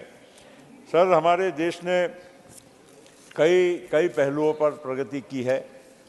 इसमें किसानों का जहाँ तक सवाल आता है, मुझे याद है कि हमारी जब सरकार थी यूपीए की, जब मैं उसमें मंत्री था, एक बार 72,000 करोड़ की कर्ज माफ़ी की गई थी और उस 72,000 करोड़ की कर्ज माफ़ी कई सालों के बाद एक बार की गई थी। पूरे देश में ऐसा एक उत्साह का वातावरण था कि देखिए सरकार ने किसानों के प्रति इतना बड़ा मतलब मदद का हाथ बढ़ाया। लेकिन ये बात को भी उतना ही हमको एहसास करना ज़रूरी है कि पिछले 3-4 वर्षों में प्रधानमंत्री जी ने कितनी योजनाएं, कितने लाखों करोड़ की योजनाएं हमारे किसानों के लिए प्रदान की है। उसमें किसान सम्मान निधि, अगर आप उसका ही हिसाब करें तो पिछले 3 वर्षों में करीब 2,70,000 करोड़ रुपये इस देश के किसानों के खातों में जमा हुए हैं और ये कोई योजना बंद नहीं होने वाली है, निरंतर जारी रहने वाली है और हो सकता है, संभावित है कि आगे आने वाले वर्षों में इसकी जो मात्रा है 7-6 हज़ार रुपया प्रति सालाना प्रति किसान, उसको भी बढ़ाया जा सकता है। और उसका एक उदाहरण मैं इसलिए भी देना चाहता हूँ कि महाराष्ट्र से जहाँ से मैं आता हूँ, वहाँ की हमारी महाराष्ट्र की सरकार ने इस 6,000 रुपये के साथ अपने ओर से भी 6,000 रुपया जोड़ दिया है, जिससे किसानों को 12,000 रुपया मिलता है हर साल। तो ये भी एक प्रशंसनीय एक कदम जो है, इसके बारे में भी हम लोगों को ध्यान देना चाहिए। और किसानों की कितनी सारी जो समस्याएं थी, देखिए प्रधानमंत्री जी ने ध्यान छोटी छोटी बातों से, जैसे मैंने कहा, दिया। सॉइल हेल्थ के बारे में सॉइल कार्ड होना चाहिए, किस जमीन किस भौगोलिक परिस्थिति में कौन सी उपज ज़्यादा उपयोगी रहेगी, उसका मतलब यील्ड ज़्यादा आएगा। ये सारी छोटी छोटी बातों को लेकर भी सरकार ने ध्यान देने का काम किया। किसानों को ऋण, जो क्रॉप लोन जो मिलता था, उसकी मात्रा कई लाखों करोड़ में कई दुप्पट तिप्पट चापट हो गई। जो पहले मिलती थी ये भी कोई छोटी बात नहीं है। जो देश हमारे देश में आयात करता था बहुत सारी वस्तुओं का, खाने पीने की, वो ज़माना तो खैर पुराना है कि गेहूं भी हम लोग मंगाते थे PL 480 से, लेकिन उसके बाद जो भी प्रगति हुई उससे भी ज़्यादा तेज़ी से इन पिछले कुछ वर्षों में हुई है। और 5 लाख करोड़ से ज़्यादा जो देश बाहर से आयात करता था आज एक्सपोर्ट करता है food and food products and agricultural products. तो ये बहुत बड़ी एक उपलब्धि है सर, कि जिसको नज़रअंदाज नहीं किया जा सकता है। बहुत सारी बातें और भी किसानों के बारे में मैं बोल सकता हूँ, लेकिन सीमित समय की वजह से और भी मुद्दे हैं। आज मैं मत्स्य व्यवसाय के बारे में भी परसों मैं सुन रहा था, इवन बजट में भी उसके बारे में उल्लेख हुआ। आज fisheries, inland fisheries and ocean fisheries, इसमें जिस तरह से बढ़ोतरी हुई है, आज Bharat one of the largest exporters of marine products विश्व में हो गया है। और आज प्रॉन, जो झींगे होते हैं, वो जो इनलैंड फिशरीज में पूरे आंध्र प्रदेश में, तेलंगाना में, गुजरात के खास करके और उड़ीसा के कोस्ट में जो इनलैंड फिशरीज के माध्यम से आज जो तैयार होते हैं उपज, इसकी हज़ारों करोड़ की मात्रा में एक्सपोर्ट होती है। And we are probably the largest exporter of prawns in the world. तो इस प्रकार से एक एक चीज़ को ध्यान में रखते हुए, जिस तरह से लोगों के आय, आमदनी, आज दूध उत्पादन में हम विश्व में 1 नंबर हैं, उसमें प्रति एनिमल हम मात्रा कैसे उसकी यील्ड प्रोडक्टिविटी बढ़ा सकते हैं, इसके बारे में अब ध्यान दिया जा रहा है। वैल्यू एडिशन प्रोडक्ट्स, एक ज़माने में खाली हम लोगों को अमूल का नाम मालूम था, आज पूरे अमूल के जैसे मॉडल को पूरे हमारे भारत में हर राज्य में आपको देखने मिलता है, जिससे किसानों की आमदनी, एक जोड़ धंधा, एडिशनल इनकम, सप्लीमेंट्री इनकम, इसके माध्यम से बहुत बड़े पैमाने में लोगों को मिल रही है। तो ये भी एक हमारे लिए एक समाधान का विषय है। आज आप अगर देखेंगे तो युवाओं के लिए भी, सभी लोग, हर व्यक्ति बोलता है कि देश में बेरोजगारी है। बेरोजगारी कितनी थी और आज कितनी है, इसका भी तुलना करना ज़रूरी है। 140 करोड़ में आप कहोगे कि हर व्यक्ति को जैसी white collar, blue collar job उसे चाहिए मिल जाए, ऐसा भी कोई एक सीमित समय में संभव नहीं होता है। लेकिन ये भी तो देखना पड़ेगा कि 10 साल के दायरे में इसकी मात्रा कितनी कम हुई और कितने बेहतर अवसर हमारे नौजवानों को आज प्राप्त हो रहे हैं। केवल मतलब अब कोई फैक्ट्री में ही काम करना है, फैक्ट्री का मैं आपको कहता हूँ सर, मैं भी 10 साल सरकार में रहा। एक ऐसा दौर आ गया था कि मैन्युफैक्चरिंग एक्टिविटी हमारे देश से गायब हो गई थी, नया मतलब उद्योग लगता नहीं था, लोग हिचकिचाते थे। लेकिन आज पिछले 10 वर्षों में प्रधानमंत्री जी के नेतृत्व में मेक इन इंडिया, आत्मनिर्भर भारत, ऐसी योजनाओं के माध्यम से ईज ऑफ डूइंग बिजनेस, आज विदेशों से लाखों करोड़ का निवेश, और विदेशों का ही क्यों, आज पैसा हिंदुस्तान में कम है ऐसा मानना गलत होगा। आज हमारी भारतीय बैंकों में इतना पैसा है, इतना अर्थव्यवस्था में पैसा है कि आज इकोनॉमी आज अपने ही मोमेंटम से बहुत तेज़ी से बढ़ने लगी है। और ये हमारे लिए एक गर्व की बात होनी चाहिए। आज 7% GDP ग्रोथ, आप हम लोग तब की 7% और आज के 7% में बहुत फर्क है सर। बेस कितना बढ़ गया, पहले हम छोटे बेस पे 7% गिनती करते थे और उसमें भी बहुत साल तो नेगेटिव ग्रोथ और 1% 2% ग्रोथ पे आ गए थे। आज लगातार हमारी इकोनॉमी जिस तरह से ग्रोथ कर रही है और बड़े बेस पे ग्रो कर रही है, हम $5 ट्रिलियन की बात करते हैं। मुझे विश्वास है जिस तरह से, क्योंकि थोड़ा बहुत बिजनेस और इकोनॉमी के बैकग्राउंड को मैं भी समझता हूँ, कुछ मुझे भी थोड़ा इसका अनुभव है, इसके आधार पर मैं कहना चाहता हूँ कि निश्चित हमारे देश में 5 ट्रिलियन इकोनॉमी सरकार ने जो समय दिया है उससे भी पहले होने वाली है, और उससे भी ज़्यादा तेज़ी से हमारे देश इस विश्व का एक डेफिनेटली इकोनॉमिक पावर हाउस और मैन्युफैक्चरिंग पावर हाउस बनने जा रहा है। ये बहुत बड़ी उपलब्धि है सर, ऐसा इसको नज़रअंदाज करके नहीं चलने वाला है। और ये इकोनॉमी सब सेक्टर में बढ़ रही है सर। एक ज़माने में तो हम लोग केवल पारंपरिक बातों की हम चर्चा करते थे, लेकिन अब आर्टिफिशियल इंटेलिजेंस, आज स्पेस, हम लोग ड्रोन्स, कौन सी चीज़ हम इस देश में नहीं बना पा रहे हैं। आज आईटी सेक्टर में नए नए प्रोडक्ट्स, विश्व की बड़ी से बड़ी कंपनियां अपना रिसर्च एंड डेवलपमेंट का काम आज हमारे भारत में कर रहे हैं। भारतीयों का जो एक जिसको बोलते हैं कि इंटेलिजेंस पावर, ब्रेन पावर, उनका इनोवेटिव पावर, ये आज हमको रियली विश्व में प्रोपेल कर रहा है। और हमारे आप जानते ही हैं कि विश्व में की बड़ी बड़ी जो आईटी और टेक्नोलॉजी कंपनीज़ हैं उसको आज भारतीय हेड करते हैं, उसका ही ये एक मिसाल है। और आज हमारे भारत के भीतर इस क्षेत्र में कितने बड़े पैमाने पे प्रगति हो रही है, ये हम लोग इसको मतलब बिल्कुल एहसास करते हैं और उस पर हमको सबको फ़ख्र होना चाहिए, गर्व होना चाहिए। सर, आज हम लोग कितनी सारी और बातें करते हैं, इसमें आप एनर्जी सेक्टर, हमारा देश एनर्जी डेफिशिएंट, हर चीज़ में हम लोगों को ऑयल इंपोर्ट करना, गैस इंपोर्ट करना, बाकी की भी बहुत सारी चीज़ें हम लोग इंपोर्ट करते थे। आज धीरे धीरे हमारा देश एक नई दिशा में नए आयामों को छूने जा रहा है। उसमें खास करके आप देखेंगे तो रिन्यूएबल एनर्जी सेक्टर।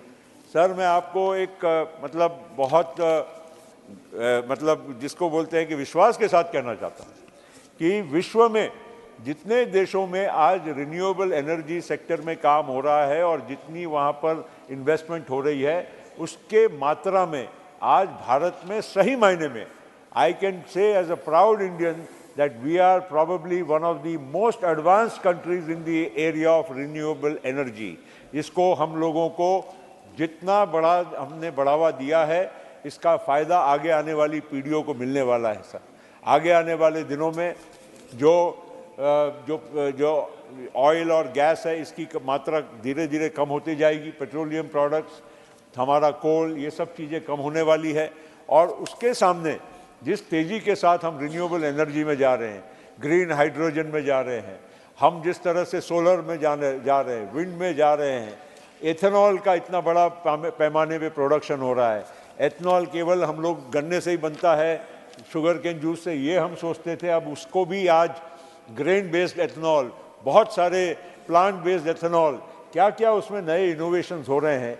ये सारी चीज़ें आज हमारे देश को आगे के एक भविष्य के 10, 20, 50 साल के लिए तैयार कर रही है, जिसमें विश्व अभी भी पीछे है। उस मात्रा में हम आगे बहुत जा रहे हैं तेज़ी से। ये हमारे लिए बहुत गौरव की बात है। सर, हमारे एक प्रकार से आप अगर देखें सर, तो जिस मतलब डिफेंस सेक्टर में भी हम लोग तो यही सोचते थे कि जो भी कुछ हमारे को आर्मामेंट्स लगते हैं, जो भी कुछ डिफेंस सेक्टर में हमारी जो भी कुछ बातें हैं, ये तो इंपोर्ट के साथ ही होती है। हमारा कोई भी मतलब वेपन बाहर से ही आएगा तभी हमारी आर्म फोर्सेस तैयार होगी। आज ऐसी बात रही नहीं सर। वो जो भी आता है वो हाई टेक्नोलॉजी की कुछ प्रोडक्ट्स ज़रूर आती है, मगर धीरे धीरे जिस तरह से फोकस दिया जा रहा है, जिस तरह से partnerships in India should be developed if you want to sell in India, और यहाँ ही मैन्युफैक्चरिंग होगी, यहाँ R&D होगा। आज ये सारी चीज़ें एक बदलते हुए चेहरे का, एक बदलते हुए भारत का और आत्मनिर्भर और शक्तिशाली भारत का। आखिर भारत को एक बहुत बड़ी चुनौती है सर। ऐसे कितने देश होंगे जिनको इतने बड़ी सीमाओं का और कैसी कठिन सीमाओं का, कहाँ पहाड़ों पे 15-15 हज़ार, 20-20 हज़ार फुट पे हमारे जवानों को वहाँ तैनात रहना पड़ता है। 7,000 किलोमीटर का समुद्र किनारा है और इसके अलावा इंडियन ओशन का पूरा इतना बड़ा एक्सपेंस है, कहीं रेगिस्तान में हमारी बॉर्डर है। ये सारी जो इतनी अहम चुनौतियाँ डिफेंस फोर्सेस को शायद विश्व में मिलेगी, ऐसा और कोई देश में मुझे देखने नहीं मिलता है सर। और उसके बावजूद हमारी सेना, हमारी नौसेना, हमारी हवाई सेना, ये जिस मतलब मुस्तैदी के साथ सारी चीज़ों का आज सामना कर रहे हैं और हमारे आप को सबको सुरक्षित रखने का काम कर रहे हैं, इसके लिए तो उनको हम जितनी सलामी दे, सल्यूट करें, इतना कम है सर। और इस क्षेत्र में भी हम लोग कितना डिफेंस प्रोडक्शन में और अलग अलग चीज़ों में, हवाई जहाज़ बनाने से लेकर, मिसाइल बनाने से लेकर, और जो भी कुछ हमारे आर्मामेंट्स है, सबमरीन्स बना रहे हैं, एयरक्राफ्ट कैरियर्स बना रहे हैं, ये कोई छोटी उपलब्धि नहीं है सर। और इसीलिए हम उस बारे में भी अगर हम देखेंगे तो हम लोग सही मायने में इस दिशा में बहुत आगे जा रहे हैं। हमारे प्रधानमंत्री जी विश्वगुरु हैं, ये इसमें अब कोई कहने में कोई दो राय नहीं है। ऐसे इतनी शिखर पर एक नेता विश्व में लोकप्रिय बन सकता है, ये बहुत ऐसा हमारे भारत में कभी होगा हम सोच भी नहीं सकते थे। लेकिन आज पूरी विश्व में भारत के प्रति एक अलग श्रद्धा है, देखने का नज़रिया अलग है, और ये प्रधानमंत्री जी की मेहनत, सोच और उन्होंने जिस तरह से संबंध बनाए हैं, ये इसका भी परिणाम है। सर, ऐसा कभी हो सकता था कि इस्लामिक कंट्रीज़ में हम लोगों का इतना ज़्यादा एक दूसरे के साथ संबंध बन सकता है? और कई आइडियोलॉजिकल बातें होती थी पहले कि how can this government ever have relations with the Islamic countries, but आज आप देखेंगे तो जिस तरह से इस्लामिक कंट्रीज़ के साथ, हम अरब कंट्रीज़ के साथ हमारे प्रधानमंत्री जी ने जो एक इंटरपर्सनल रिलेशनशिप बनाई है, स्ट्रॉन्ग पार्टनरशिप फोर्ज कर रहे हैं। आज हम एक और राम मंदिर जी, रामलाला के मंदिर का हम लोग सब आज सौभाग्य प्राप्त कर रहे हैं। लेकिन उसी तरह से अगले 4 दिनों के बाद हमारे प्रधानमंत्री जी वहाँ पर अबू धाबी में पहला हमारा हिंदू मंदिर का वहाँ पर उद्घाटन करने जा रहे हैं। ये भी अपने आप में एक बहुत बड़ी उपलब्धि है, जो कभी हम सोच नहीं सकते थे, वो चीज़ अब वहाँ पर संभव होने जा रही है। तो एक और आप देखिए, मैंने राम मंदिर का भी जो उल्लेख किया, सर ये हमारे लिए सौभाग्य इस बात का है, राम मंदिर बना वो तो सौभाग्य है ही, लेकिन जिस शांति प्रिय तरीके से हुआ, जिस संवैधानिक तरीके से हुआ, सुप्रीम कोर्ट के आदेश के हिसाब से सारे समुदायों ने, हिंदू हो मुसलमान हो, सभी लोगों ने उसको स्वीकार किया, बड़े शांति प्रिय तरीके से, उसकी राजनीति कोई हुई नहीं, और एक भव्य रामलला का मंदिर जो हमारे सबके आपके आस्था का स्थान है, वो आज निर्माण होकर हमारे देश के लाखों करोड़ों लोगों के एक श्रद्धा का स्थान बना हुआ है। तो ये हमारे संविधान की ताकत है, हमारी व्यवस्थाओं की ताकत है, जिसके आधार पर ये सारी चीज़ें आज धीरे धीरे एक एक करके संभव हो रही है। भारत लोकतंत्र है, यही लोकतंत्र की शक्ति है। विश्व का सबसे बड़ा लोकतंत्र अगर भारत बना है तो उसको भी हम लोगों ने सराहना चाहिए। हम लोकतंत्र के मंदिर में बैठे हैं, और लोकतंत्र के मंदिर में बैठकर मतभेद हो सकते हैं, कोई अलग अलग सोच विचार हो सकते हैं, लेकिन जब राष्ट्रहित का सवाल आता है तो वहाँ तो हम सब लोगों को एक होकर इस राष्ट्र को मजबूत बनाने का काम होगा।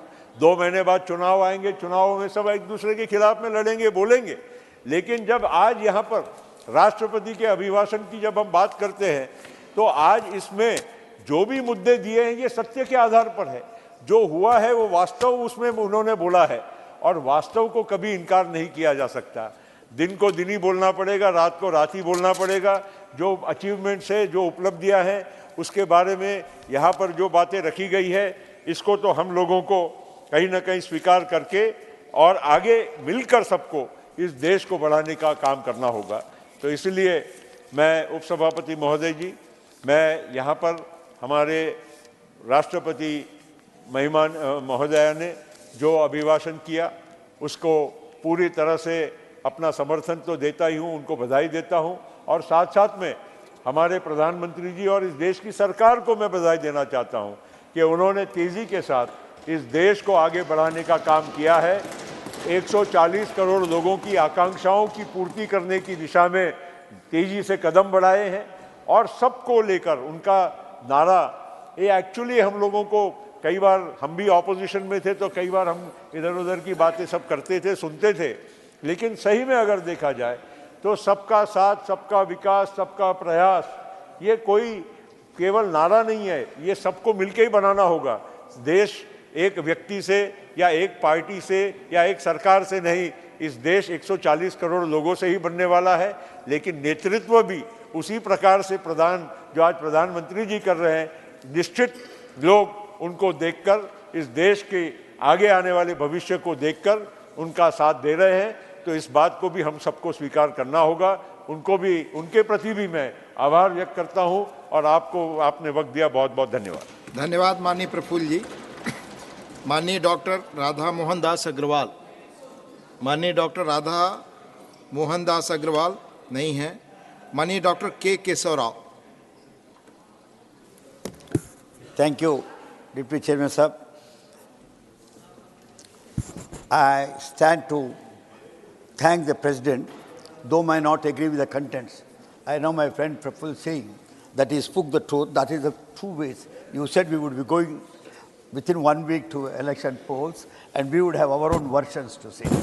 So agreeing to that, all that the President just said, spoke about were about decadal achievements, which few people may not really totally agree as truly true. Sir, mine is very short intervention. I am trying to take 3 or 4 minutes because I am trying to speak not on what usually the figures tell us, what the economic development tells us, what is it. I am really speaking about something which has been boggling your minds and bothering. I only want someone like Rakesh Sinha ji or Trivedi ji to bail me out when I am expressing my agony. This is anguish. It is an anguish of an Hindu whom you are undermining, looking down upon only because he does not agree to fewer sentences. We thought we were understanding them. Sir, I have been for last 1 month going about all the books. Yesterday I had even gone to Rakesh ji to seek an explanation. I have gone the latest, the latest book which has come from Central College of Hindu Central College, Varanasi, about your Sanatana Dharma. Because when I spoke about Sanatana Dharma, the Prime Minister intervened and said Sanatanis should join together to fight the non-Sanatanis. We are not non-Sanatanis. It is true. The Aryan race religion is known as Sanatana Dharma. Sanatana Dharma includes Vedas, includes epics, includes all the things that you have, Puranas, other things. So that is all comprehensive. Then I have gone through the Hinduism. The latest book of S. Radhakrishna, which he has collected himself. He said Hindu way of life. He has become Hindu view of life now. The difference, the subtle difference, he has brought in this book, you can say. Then there has been this misunderstanding, and usually your own championing of the cause of Hinduism, forgetting that what you are talking is not Hinduism, but Brahminicanism. I am not against Brahmin histories, I am talking philosophy, I am a student of philosophy. There is a book known as Brahminism, Buddhism and Hinduism. Everybody has become a priest of Brahminical Hinduism now, particularly the media. They try to interpret us in such a manner, which Praful has just now said. We are subject to this kind of interpretation that we are misunderstood more than what we are understood. Then we have, then we have scriptures. You see, we have got Zoroastrian thing, which is very nearer to Hindu thought.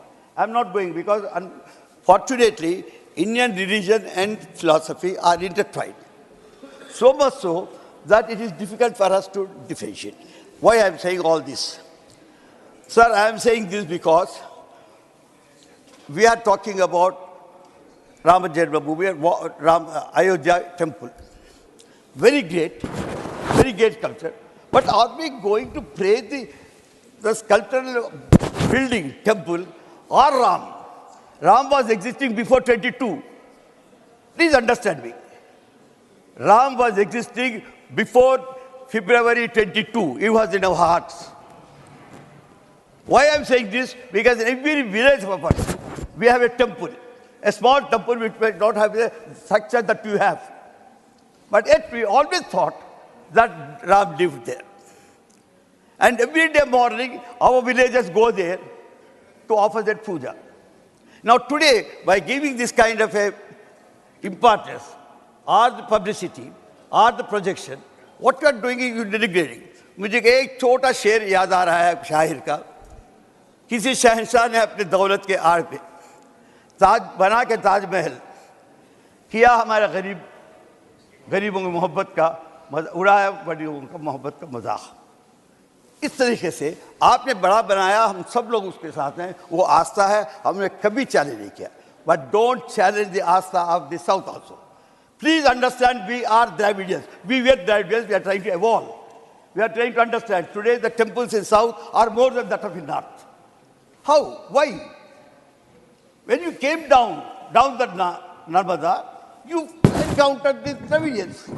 Or the DNA studies today tell us that these Dravidians were there right in the north also. Why I'm saying this, every time we raise, the objections come as if we are talking anti-national. The word anti-national also being used when we talk about some god. Do you know something about Onam? The Kerala friends are here. The Onam is celebrated every year, where your Prime Minister also joins to wish us. Onam is a festival when we want the Emperor to come back. Why? Because your own Vishnu Avatara had pressed him down down the word, what not cut it down. So we think he'll come back. So Bali, Emperor Bali, we are waiting for the Bali to come back. So respect us. We have also things like that.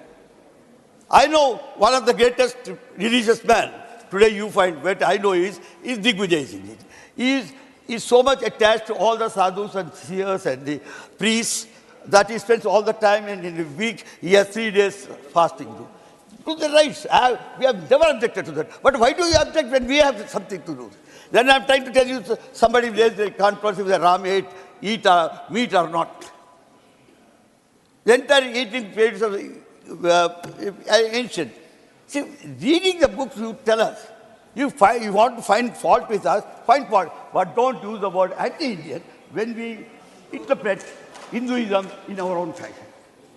Respect that. Because the Indians had their own way. They tried to evolve themselves. When the Aryans came down, we tried to understand them, but they had better things to offer. They had one thing known as Sanskrit. We did not learn Sanskrit. The greatest revolution, the cultural revolution this country ever seen, Asian country saw, was, sir, when you tried to translate all these scriptures into regional languages. This regional language movement, which came through Bhakti movement, Ramananda, Kabir, or Chaitanya, they brought us nearer to the God. Otherwise, I am a Hindu. I am a devout Hindu, but not allowed to your houses. I am a Hindu, but I am not allowed to come and sit with you to eat. Keshavji. I am a Hindu. Sir, I am looking through at me. you. Because you allow me, that is why I am looking there. They don't allow. I am a Hindu, where I am not allowed to come and sit with you in a pankti when you are eating. I am a Hindu, but I am not able to touch your water. I am telling you my practice. Practical experience I am trying to tell you. It's all right. Bhupesh Yadav may not agree to this because he comes from the ruling class of the North Aryans. We are not. Understand, I might be Yadav, but down south Yadav is different from what North Yadav is. Please understand the cultural aspect of it. When Trivedi, when Trivedi raised today in his 0 hour something about dharmic pitch to our constitution and the constitutional laws, he meant that. Have a political dharma. Don't have dharma into politics. Because dharma you are interpreting in your own fashion. Dr. Keshav. No, but see, look here. I might be agnostic, but I have always respect for all the cultures. I have never run down anything. At least my family is a very, very religious family. I may Dr. Keshav. I may not be. I'm really sorry, sir. That's what I'm saying. It took some time from you, only for 3 or 4 minutes. In the beginning I said, it is a very short intervention. It is only to bring to your notice, my friend's notice, that please don't turn us down because you are majority. Don't turn us down because you think you are great. If anybody were to read, I'm asking Rakesh Sinha, whose speeches I'm not sometimes very impaired, are Trivedi. They do. See, I'm asking them to tell their friends, colleagues, that when they interpret religion in the context of philosophy, let them understand. Please wind up. That Kurma Purana said, we have many communities, we have many gods, we have many practices, we have many rights. All of them together make one decision. That decision, Aryans accepted as their own decision. So, hereafter, whenever we talk, if it is in politics, please understand our own self. Say that after 1,000 years or 2,000 years or 5,000 years is not a big age for making a civilization. So it has taken only 1,000 years for us. We are evolving ourselves, become. And yesterday you took a strong objection, Chairman Sir, about saying we can't use any word which is against India. You can't speak it. We are a union of states, Mr. Chairman Sir. Let me tell you, under Article 105, I have a right to say, I have a right to give money. The Constitution says we are a union of states. That means we, the British provinces, plus 600 states joined together on some condition, some agreement, we became one and we shall remain one. Thank you, Dr. Keshav. We are enlightened. Also on constitutionalism. Sri Surender Nagar. सभापति जी, देश की पहली आदिवासी राष्ट्रपति के पहले अभिभाषण पर की चर्चा में आज मैं उनके समर्थन में यहाँ बोलने के लिए खड़ा हुआ हूँ। माननीय सभापति जी, आज़ादी के बाद पहली बार देश में खंडित, विभाजनकारी विकास की अवधारणा को समाप्त करने वाली सरकारें यहाँ रहीं। लेकिन सौभाग्य से हमारे देश के प्रधानमंत्री नरेंद्र मोदी जी ने 2014 से इस देश में समावेशी, सर्वस्पर्शी विकास की राजनीति की नींव रखी। सभापति जी, देश की आजादी से पहले, देश की आजादी के बाद कांग्रेस ने खास तौर पर जो एससी समाज के लोग हैं, हमारे अनुसूचित जाति के समाज के लोग, उनका समर्थन लेने का तो काम किया, लेकिन उनके राजनीतिक नेतृत्व को कभी उभरने नहीं दिया। और इससे केवल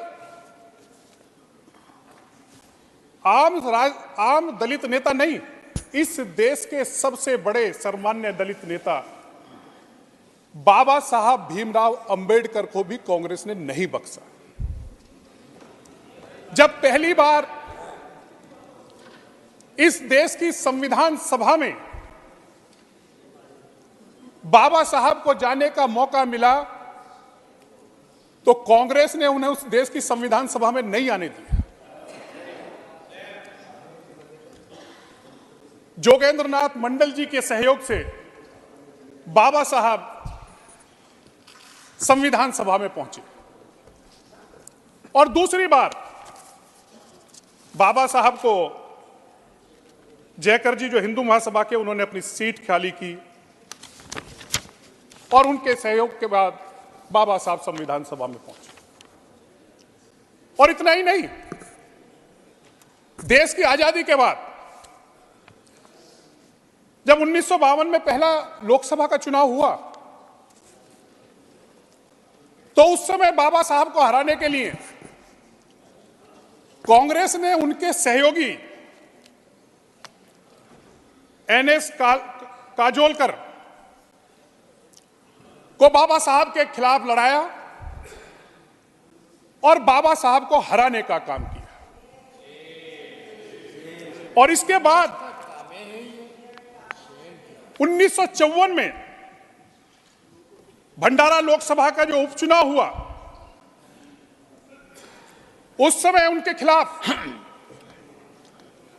नेहरू जी चुनाव प्रचार करने गए और बाबा साहब को हरवाने में सहयोग किया। यह कांग्रेस का असली चेहरा है। दलितों के प्रति उनकी जो सोच है, और इससे भी बढ़कर मैं कहना चाहूंगा, इतना ही नहीं किया कांग्रेस ने जिन्होंने एनएस काजोलकर एनएस काजोलकर, जिन्होंने बाबा साहब को हराने का काम किया, उन्हीं काजोलकर को समाज की सेवा करने के लिए पद्मश्री से सम्मानित करने का काम भी कांग्रेस ने किया। यह कांग्रेस की सोच है दलितों के प्रति।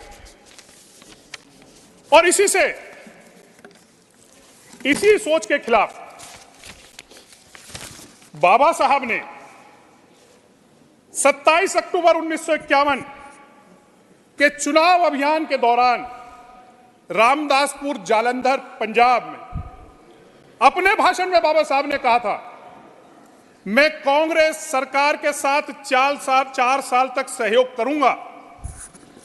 मैं अपनी सारी शक्ति ईमानदारी से मातृभूमि की सेवा में लगा हूं, लेकिन इतने वर्षों के दौरान मैंने खुद को कांग्रेस के संगठन में विलय नहीं होने दिया। हम पहले ही चुनाव से कांग्रेस के खिलाफ लड़ते रहे, क्योंकि वह अनावश्यक रूप से हमारे अधिकारों में हस्तक्षेप कर रही है। और कांग्रेस के नेता पंडित नेहरू को देख लीजिए, ये बाबा साहब ने कहा है, कांग्रेस के नेता पंडित नेहरू को ही देख लीजिए, जिन्होंने 20 वर्षों के दौरान 2000 भाषण दिए। लगभग 20 वर्षों में 2000 भाषण नेहरू जी ने दिए, लेकिन उन्होंने एक बार भी अनुसूचित जाति के कल्याण के बारे में बात नहीं की। ये नेहरू जी के बारे में और कांग्रेस के बारे में बाबा साहब ने कहा। और इससे भी बढ़कर जो आरक्षण की आज बात करते हैं, आरक्षण की दुहाई देते हैं,